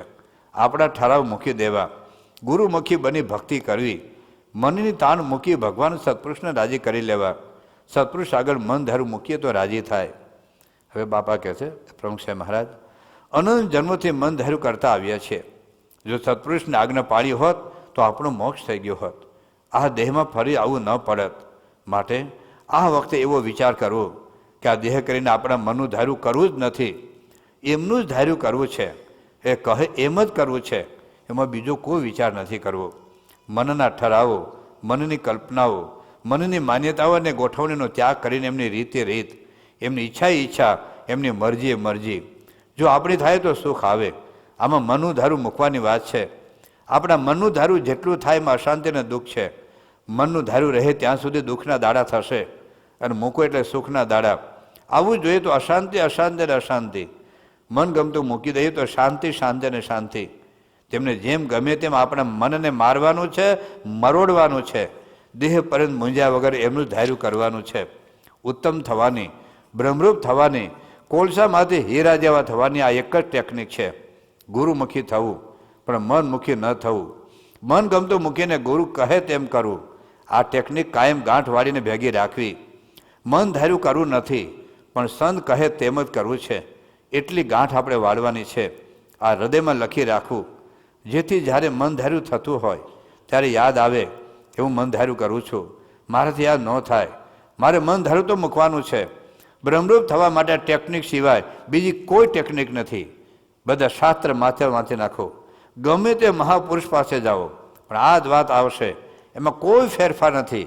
તમે ગમે ત્યાં જાઓ, પણ જેથી તેથી આ વાત સમજશો ને આ રીતે કરશો ત્યારે જ તમારો છૂટકો છે. આજે સમજો કે લાખ વર્ષ ક્યારે સમજો, પણ આ વાત સમજે છૂટકો છે. જો આપણે આપણું મન ગમતું મૂકીએ, મોટા પુરુષને આજ્ઞા પાડીએ અને કહે તેમ જ કરીએ તો બ્રહ્મરૂપ થવાશે, અને ત્યારે જ એ આપણને શાંતિ થશે. આખી દુનિયાને સત્સંગ થાય, સત્સંગનો વિકાસ થાય, એવું ગમે તેટલું સારું આયોજન હોય, પણ સત્પુરુષ ના પડે કે આ નથી કરવું તો તુરત જ મૂકી દેવાનું. એ ફેરવાવ તો ફરી જવું. જરા પણ મનમાં ડંખ લાગવો ન જોઈએ. એમની મરજી ઈચ્છા પ્રમાણે સત્સંગ વધે કે ઘટે, આપણે તો એમને જ રાજી કરવાના છે ને. તો મનને અમન કરીને કહે તેમ જ કરવું. મનનું મુખાવો તો જરા પણ વિચાર ના આવવો જોઈએ તો રાજી થાય. ગમે તેના કહેવાથી આપણને ના પાડી હોય કે આજ્ઞા કરી હોય, પણ આપણે તો એ જ વિચાર કે આપણને કહેનાર કોણ છે, જેના થકી મોક્ષ માયનો છે, એ જ આપણને કહે છે. પછી ભલે ને બીજા કે ત્રીજાના કહેવાથી કહેતા હોય, એ આપણે ન જોવું. આપણે તો સીતાજીની સમજણ દ્રઢ રાખવી, અને મનમાં બીજા કોઈ તરંગો ઉઠવા ન જોઈએ. આપણે બધી જ મનની ગાંઠો મૂકી દેવાની. મનનો નિશ્ચય અને નિર્ણય કર્યો હોય તે પણ મૂકી દેવાનો. આપણા મનનું ધાર્યું કશું જ થવાનું છે નહીં. માટે બધી શંકાઓ મૂકીને, મનનું મૂકીને તે કહે તેમ કરવું તો સુખ સુખ ને સુખ. બહુ અદ્ભુત વાતો છે. ક્યારેક છાપું મૂકીને વાંચજો. તો આ છે આજ્ઞા અનુવૃત્તિરૂપ ભક્તિ. હવે આટલી ભક્તિ આપણે મુખ્ય જોઈએ, પ્રેમ લક્ષણ ભક્તિ, પછી નિર્દોષ બુદ્ધિરૂપ ભક્તિ, અને છેવટે ભગવાનની મોટા પ્રશ્ને આજ્ઞા પાડવી એક ભક્તિ છે. હવે જે નવદહ ભક્તિની વાત આપણે કરીએ, એમાં થોડીક ભક્તિ આપણે લઈશું, બીજો ખાલી ઉલ્લેખ કરી દઈશું. તો શ્રવણમ કીર્તનમ વિષ્ણુ સ્મરણમ પાદ સેવનમ અર્ચનમ વંદનમ દાસ્યમ સખ્યમ આત્મનિવેદનમ. તો એમાં એક છે શ્રવણ ભક્તિ એટલે કથા વાર્તા. શરૂઆતમાં જ્યારે અમે જતા હતા ત્યાં અમેરિકા, એ વખતે મેં શનિવારની સભામાં થોડીક આ વાત કરેલી, ખાલી થોડુંક જ આપણે વાત કરીશું. તો કથા વાર્તા એક સ્વામિનારાયણ સંપ્રદાયની બહુ જ આગવી વિશેષતા છે. ભગવાન સ્વામિનારાયણ 7 વર્ષ સુધી આખા વન વિચરણ દરમિયાન ઘણા મઠોમાં, મંદિરોમાં, આશ્રમોમાં ગયા અને જે વિકૃતિ અને નજરઅંદાજ કરી અને એ પામી શક્યા મહારાજ કે આનું મુખ્ય કારણ છે કથા વાર્તાનો અભાવ. તુલસીદાસે કહ્યું કે બેનું સત્સંગ બે ના હોય. જ્યાં સુધી સત્સંગ નહીં કરીએ ત્યાં સુધી જિંદગીમાં શું કરવાનું, શું નથી કરવાનું કોઈ વિવેક નહીં આવે. એટલા માટે મહારાજે જો સત્સંગમાં આવ્યા પછી પહેલું કામ કથા વાર્તાનું કર્યું છે. મંદિરો તો 20 વર્ષ પછી બાંધ્યા. શ્રીજી મહારાજ 1856 ગુજરાતમાં આવ્યા અને 1858 સ્વામિનારાયણ સંપ્રદાયની સ્થાપના કરી. 1858 પછી પહેલું મંદિર મહારાજે કાળુપુરમાં બાંધ્યું. 20 વર્ષ પછી 1878માં 20 વર્ષ સુધી મહારાજે એક પણ મોટું મંદિર બાંધ્યું નથી. કદાચ નાનું ક્યાંક હોય તો આપણે ખબર નથી, પણ 20 વર્ષ સુધી કથા વાર્તા નાખી. એટલે જો ભારતમાં 35 લાખ મંદિરો છે, ભારતમાં અને ભારતની બહાર, પણ કોઈ મંદિરમાં કથા વાર્તા થતી હોય કાયમી. અમુક મંદિરો આપણે જોયું જ નથી. તમે સોમનાથ જાઓ, દ્વારકા જાઓ, શ્રીનાથજી જાઓ, કેદારનાથ, બદ્રીનાથ, વિષ્ણુકાંતી, શિવકાંતી, કન્યાકુમારી, પછી મીનાક્ષીનું મંદિર છે, આ બધું તિરુપતિ બાલાજીનું મંદિર છે, અંબા માતાનું મંદિર છે. લાખો લોકો વર્ષે દર્શન કરવા જતા હશે, પણ કથા વાર્તા ક્યાંય નથી. એ રીતે વિશ્વભરમાં, ઇંગ્લેન્ડમાં, અમેરિકામાં, ઓસ્ટ્રેલિયામાં, ન્યૂઝીલેન્ડમાં, આફ્રિકામાં હિન્દુ મંદિરો ઘણા છે સનાતનો. આરતી પૂજા થતી હશે, સમયા ઉત્સવ થતા હશે, સારી બાબત છે, પણ કથા વાર્તાનો બેઝ ક્યાંય નથી. એ મહારાજે નાખ્યો જબરજસ્ત કથા વાર્તા. એટલે આપણે તો કોઈ પણ સંસ્થાનું ફંક્શન હોય, પ્રતિષ્ઠા હોય, પાટોત્સવ હોય, જન્માષ્ટમી હોય, અન્નકૂટો હોય, રથયાત્રા હોય, શરદ પુષ્પ ઉત્સવ હોય, પોષી પૂનમ, ગમે તે ઉત્સવ હોય, પણ કથા વાર્તા મહારાજે એવો પાયો નાખ્યો મજબૂત. અને એ મહારાજનો અભિપ્રાય આપણે ગુણાતીત પરંપરા પકડે રાખ્યો. ગુણાતીત સ્વામી જો સતત કથા વાર્તા કરતા કરાવતા. ભગતજી મહારાજ તો આખો દિવસ સેવા કરતા, પણ રાત્રે કથા વાર્તા સાંભળતા. શાસ્ત્રી મહારાજનો પ્રવૃત્તિ માર્ગમાં સંતો ઓછા, હરિભક્તો ઓછા, આર્થિક આપણી સંસ્થાની કટોકટી, પણ સમય ઉત્સવ હરિભક્તો સેવા કરાવે, પણ શાસ્ત્રમાં ખુરશી નાખીને બેસતા. અને ઘણી વખતે શાસ્ત્રમાં કથા વાર્તા ચાલે રાત્રે 1-2 વાગ્યા સુધી કથા વાર્તાઓ ચાલતી હોય. જોગી મહારાજ તો મોબાઈલ કથા વાર્તા, એ નવરાવે જાય તો કથા વાર્તા, ખુરશી લઈને જતા તો કથા વાર્તા, મોબાઈલ કથા વાર્તા યોગી બાપા નથી. અને પ્રમુખ છે મહારાજે વિશ્વમાં કોઈ એક વ્યક્તિ સૌથી વધારે કથા વાર્તા સાંભળી હોય તો બાપા. એ વોકિંગ વખતે કથા વાર્તા, જમતી વખતે 3 ટાઈમ જમતી વખતે કથા વાર્તા, કેટલી કથા વાર્તા એમને સાંભળી છે. BAPS સંસ્થાના જેટલા પુસ્તકો પ્રકાશિત થયા છે ગુજરાતીમાં, બધા જ બાપા જોગીજમાનું જીવનચરિત્ર 3 વખત બાપા વંચાઈ ગયું. એવી રીતે બધા જીવનચરિત્રો જેટલા સ્વામીનો પ્રકાશ કે બધું બહાર પડે એ બધું વંચાઈ જાય. આટલા બધા બાપા પાસે રિપોર્ટ આપતા હોય, સંતો હરિભક્તો જે તે સેન્ટરમાં જતા હોય, એ બધું કાર્યકર્તો ઓળખાણ પરિચય થતો હોય, છતાં એ પણ એક જાતની જે કથા વાર્તા છે ને. બાપા પાસે સંભળાવું એટલે બાબા ત્યાં વખતે મુંબઈમાં હતા, તો બાબા જમતી વખતે કથા વાર્તા ચાલતી હતી. તો ઘનશ્યામ બાપા પહોંચ્યા અને ઘનશ્યામ બાપાને બાપા વિશે સગા ભાવ. અરે બાબાને કહે, હું કથા જમતી વખતે કથા, આમ શાંતિ તો ખાવ તો ખરા. પણ સ્વામી કે ભાઈ આપણે એ જ કરવાનું છે ને, કથા વાર્તા. જો મેં નડિયાદનો પ્રસંગ કીધો હતો, બાપાને વાત કરી, સ્વામી તમે આરતીમાં નહીં આવો તો ચાલશે, અથવા તો સાંજે સભામાં. સ્વામી કે હું નાનું છોકરું છે, મને કે કર્યા કરો, તમે કથામાં ના પાડો, આરતીમાં ના પાડો, મારે જીવવું કેવી રીતે? લો આપણને ક્યારે કેવું પડે કે તમે કથામાં નહીં આવો તો ચાલશે. કેટલી કથા વાર્તા સ્વામી જ્યારે બીમાર પડે, 80માં 2 આંખના ઓપરેશન કરાવ્યા, પછી ગાંઠનું ઓપરેશન કર્યું, બાપાને હાર્ટ એટેક આવ્યો, તો સ્વામી કથા સાંભળ્યા જ કરે, વાંચનારા થાકી જાય, પણ સ્વામી થાકે નહીં. તો જો એ જ આપણે એક બેટરી ચાર્જ તો જ રહ્યા કરે તો શક્તિ છે. બાપા એક વખત ત્યાં સારંગપુરમાં હતા, તો કથાનો સમય થાય તો બાપા સભા મંડળ તરફ વળ્યા. એટલે સાથેના સમ થોડું વોકિંગ કરતા હતા. બાપા સ્વામી કે આપણે કથામાં કાંઈ જરૂર નથી, આપ આરામ કરો. સ્વામી કે કથા વાર્તામાં ન જાય તો જીવ નબળો પડી જાય. આપણે તો ન ખાઈએ તો જીવ નબળો પડી જાય, કથા વાર્તા જીવ કોઈ નબળો પડ્યો? એક દિવસ ચા ન મળે તો આમ જગત ફરવા લાગે કે સારું કંઈક ગયું, બોલો. પણ અઠવાડિયું હું ઘણા 60 વર્ષ કથા વાર્તા નહીં સાંભળી હોય, બોલો. 6 મહિના કથા વાર્તા ન સાંભળી હોય, 6 મહિનામાં રવિ સભામાં ન ગયા હો તો આપણને કંઈ ખોટ ગયેલી લાગતી નથી. પણ અધ્યાત્મ માર્ગ એ શૂરીરનો માર્ગ છે, હરિનો માર્ગ છે શુરાનું નહીં કાયરનું કામ જો ને. ન યમાત્મા બલહીન એને લભ્ય ઉપનિષદ એવું કહે છે. તો એ તાકાત છે ને એ કથા વાર્તાથી આવે છે. આત્માનો ખોરાક છે બાપા કહે છે, એનાથી જ આપણે શક્તિ આવશે. આપણે થોડીક બધી વાત કરેલી કે આપણા યુવાનો બાળકો ટીવી ન જુએ, પિક્ચરો ન જુએ, નિયમ ધર્મ પાળે, બહારનું ખાઈને પીએ, એની બધી તાકાત ક્યાંથી આવે છે? આ કથા વાર્તાથી આવે છે. તો જેટલી આપણે કથા વાર્તા કરીએ એટલું આપણને આ માયા સામે જજુમવાનું, સ્વભાવ સામે જજુમવાનું, આ દોષોના વિકારો સામે જજુમવાનું આપણને તો જ બળ મળશે. એટલે માટે કથા વાર્તા એ આપણી આત્માની શક્તિ છે. કથા વાર્તા આપણો અરીસો છે. તો જ આપણને ખબર પડશે આપણે ખોટું કરીએ છીએ. બાકી તમે બહાર પૂછો હિન્દુઓને, એ દારૂ પીએ છે ખોટું લાગે છે? મીઠ ખાય છે, બીડી પીએ છે, તમાકુ ખાય છે, કંઈ ખોટું લાગતું જ નથી. એ ઓકે. પણ જો સત્સંગ કરશો તો લાગશે કે સારું બધું ખોટું હતું. તમે યુવક કાંઈ બેઠો છે અને કથા વાર્તા સાંભળી, બધું સાથે પૂરો હતો, ખાતો બીટો તો બધું. પણ કથા વાર્તા સાંભળી કે સારું બધું નકામું લફરું બેઠું છે, આપણે છોડી દેવું છે. કેટલા બધા જો બાપાના યોગમાં આવ્યા 50-50 લાખ રૂપિયા દારૂ પીતા હતા, પણ સત્સંગના યોગમાં આવ્યા તો બધું છૂટી ગયું. અમેરિકામાં, દેશમાં, પરદેશમાં ઘણા બધા. તો જો કથા વાર્તા સાંભળે ને તો બધી જડતા જતી. હમણાં ત્યાં સાનો જેમાં એક યુવક કંઈ વાત કરેલી, તો એ એક એના મિત્રો બધી વાતે ખાઈ પીએ, દારૂ બધું જ ખાતા પીતા. અને છેલ્લેમાં ત્યાં જવાનું હતું, 15 દિવસ આગ્રહ કરતો, તું આવ તું આવ. મને આ બાબતમાં તારા સલાહ નહીં આપવાની, સ્વામિનારાયણ મંદિરમાં નહીં આવું, હું દારૂ નહીં પીવું, માણસ તારે મને કહેવાનું જ નહીં, લાઈફ ઇઝ ટુ એન્જોય. પણ આ એવો માંડ્યો હતો, એવો માંડ્યો જો. એટલા માટે જો માંડ્યા રહો તો ક્યારેક કોઈકનું પરિવર્તન થઈ જાય.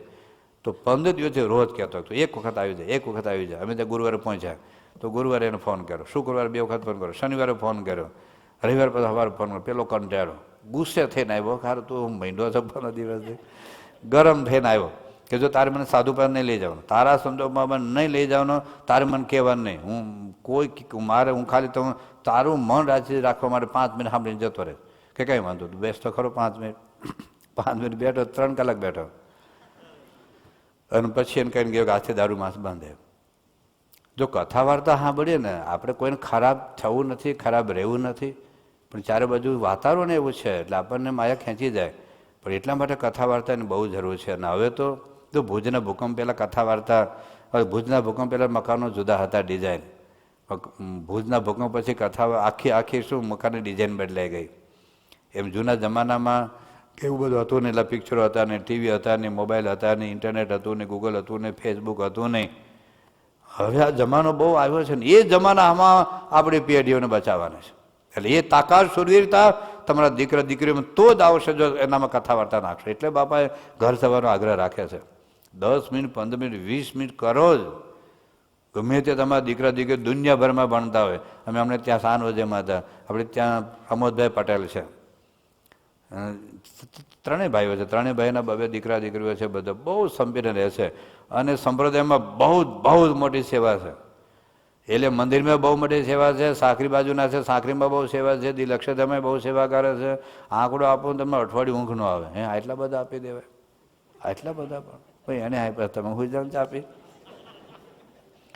પણ છતાં બધા તિલકદારના પૂજા પાઠ કરે, એના છોકરાઓ સહિત, એની પત્નીઓ સહિત બધા જ. છેલ્લા કેટલા વર્ષોથી એ ટોટલ એના 3 ભાઈઓને બધા મેળા 19 સભ્યો છે. અડધો કલાક ઘર સભા ટેલિફોન પર કરે, અડધો કલાક સભા ટેલિફોન પર કરે. This is not wastage of time, it is investment of time. પરિણામ કહેવાય એના દીકરાઓ એટલા સંપેલા છે. અને એ લોકો નક્કી જ કર્યું છે આપણે એવી છોકરી ઘરમાં લાવી લગ્ન એની યારે કર્યું, આપણું ઘર તોડી ન નાખે. અને બાપા માટે આખી મોટેલો બધી જ આવક બાપા માટે જ કમાવું છે. એ છોકરામાં એવી ભાવના ડેવલપ થઈ. તો ઘર સભા રોજ કરે. મેં કંઈક બાપાને કંઈ પ્રમોદભાઈનું કંઈક કામ હશે તો ફોન જોયો કે બાપા ત્યાં કથા વાર્તા ચાલે છે ઘર સભા. સ્વામીએ ઘર સભામાં 22 મિનિટ વાત કરી. બધે જુદી જુદી જગ્યાએ રહેતા હોય, મોટો ભાઈ રહે, નાનો ભાઈ રહે, દીકરો અહીં ભણતો હોય, બધાને રોજ અડધો કલાક ટેલિફોન ઉપર રોજ કથા વાર્તા કરતા. આવું કરો ને, ભલે તમારો દીકરો ડોર્મેટરીમાં કે દીકરી ડોર્મેટરીમાં ભણતી હોય, અમેરિકા ભણતા હોય ને, અત્યારે તો પેલા સ્કાઇપના જમાના છે ભાઈ, ટેંગોના જમાના છે ભાઈ, ક્યાં બિલ ભરવું પડે છે, આપણા બાપનું શું જાય છે. તો રોજ 10 મિનિટ 15 મિનિટ વિડીયો કોન્ફરન્સ કરો દીકરા સાથે દીકરી સાથે. તમારા દીકરા દીકરી મા બાપના દર્શન રોજ કરવા જ જોઈએ. અને ઉપદેશ આપ નહીં કરવાનો. આપણે ઉપદેશ આપો છો ને એટલે પહેલાં લોકો બધું સાંભળતા નથી તમારું. એને કહેવું હતું એક બાપાનો પ્રસંગ કે એક ઘનશ્યામાનો પ્રસંગ કે બસ રોજ તમારો દીકરો કે દીકરી દુનિયાભરમાં ગમે ત્યાં રહેતા હોય, દૂર રહેતા હોય તો રોજ 10 ઓછામાં ઓછો 10 અડધો કલાક નથી કહેતો, ઓછામાં ઓછો 10 મિનિટ એક તમારો દીકરો કે દીકરી એ ઘનશ્યામાનો પ્રસંગ બાપાનો પ્રસંગ કે આ બાજુ તમારે પણ એ ઘનશ્યામાનો પ્રસંગ કે બાપનો પ્રસંગ. ઘનશ્યામ ચરિત્ર પૂરું થઈ જાય નીલકંઠ ચરિત્ર, એ પૂરું થઈ જાય સજ્જન ચરિત્ર, એ પૂરું થઈ જાય પછી જે ગુણાતી જે નાના નાના સત્સંગ શિક્ષણ પરીક્ષાના પુસ્તકો છે, પછી પરોતભાઈની વાત આવે, ગોરધન આવે, લાડુબા જીવબા આવે, બધું જ ખાલી આ ટીપે સરોવર ભરે. તમે રોજ 10 મિનિટ કાઢો, તમે જોજો પછી 5 વર્ષ પછી તમારા દીકરા દીકરીને સંપ્રદાયનું જ્ઞાન થશે, સંપ્રદાયની અસ્મિતા અંદર હાવ સેજે છે. તમે કદાચ મેડિકલમાં દીકરો ભણતો હોય તો 10 મિનિટ ટાઈમ ન કાઢી શકે? 10 મિનિટ લોકો ટોયલેટ નથી જતા, કાર્ટૂન નથી જોતા, પિક્ચર નથી જોતા, ક્રિકેટ નથી જોતા, ફૂટબોલ નથી જોતા, બધું જુએ છે. આમાં તો ફ્રેશ થઈ જશે.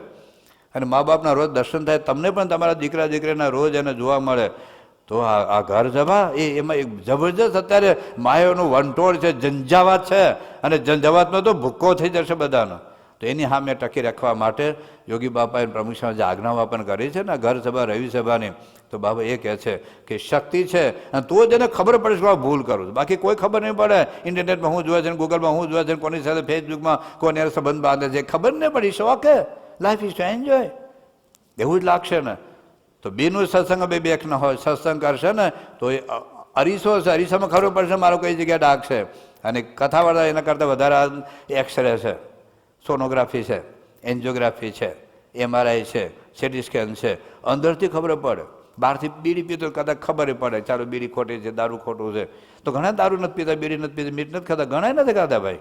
આંતરિક દોષો, આ ક્રોધ છે, લોભ છે, માન છે, ઈર્ષા છે, એ કથા વાર્તા સાંભળે તો ખબર પડશે. બાકી પતિને એમ લાગે પત્ની વિચિત્ર છે, પતિને એમ લાગે પતિ વિચિત્ર છે, સાસુને લાગે વહુ વંઠેલી છે, વહુને લાગે સાસુ કાળમુખી છે, બાપને એમ લાગે દીકરો ખરાબ છે, દીકરો એમ લાગે બાપુ જુનવાણી છે, તમને એવું લાગશે બાબા બગડી ગયા છે, અમને લાગે તમે બગડી ગયા છો. પણ બુરા દેખન મેં ચલા બુરા ના મિલા, કોઈ અંતર ખોજ આપકા તો મુજે સે બુરા ના ખોય. અંતર, આ કથા વાર્તા એ અંતરનું દર્શન કરાવશે. આપણામાં કઈ ખામી છે. અને વધારે તો શું છે, એક્સરે છે મને ખબર પડે કે ફ્રેક્ચર છે, સોનોગ્રાફીથી ખબર પડે કે મારી કિડનીમાં સ્ટોન છે, એન્જિયોગ્રાફીથી ખબર પડે કે હાર્ટમાં બ્લોકેજ છે, પણ એક્સરે મારું ફ્રેક્ચર દૂર નહીં કરે, એની ટ્રીટમેન્ટ જુદી છે. સોનોગ્રાફીથી ખબર પડે કિડનીમાં પથરી છે, પણ સોનોગ્રાફી મારી પથરી દૂર નહીં કરે.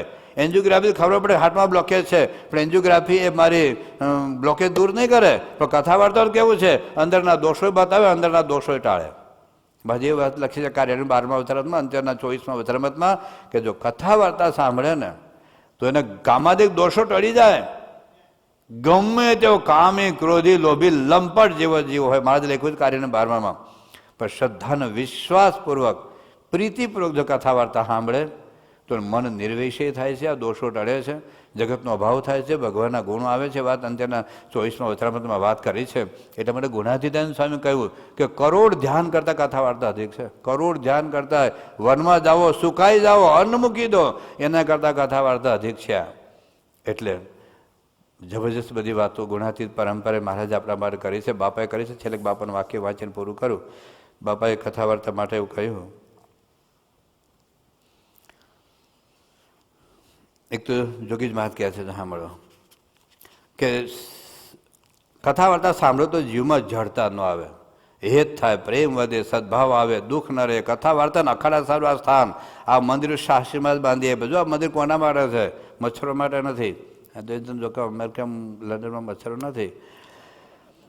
રવિવારની સભામાં જશે તો સુખી થશે. અહીંયામાં ટાઢું થાય ને મોટા પ્રશ્ન આશીર્વાદ મળે, વ્યવહાર સુધરે. હવે બાપા કહે છે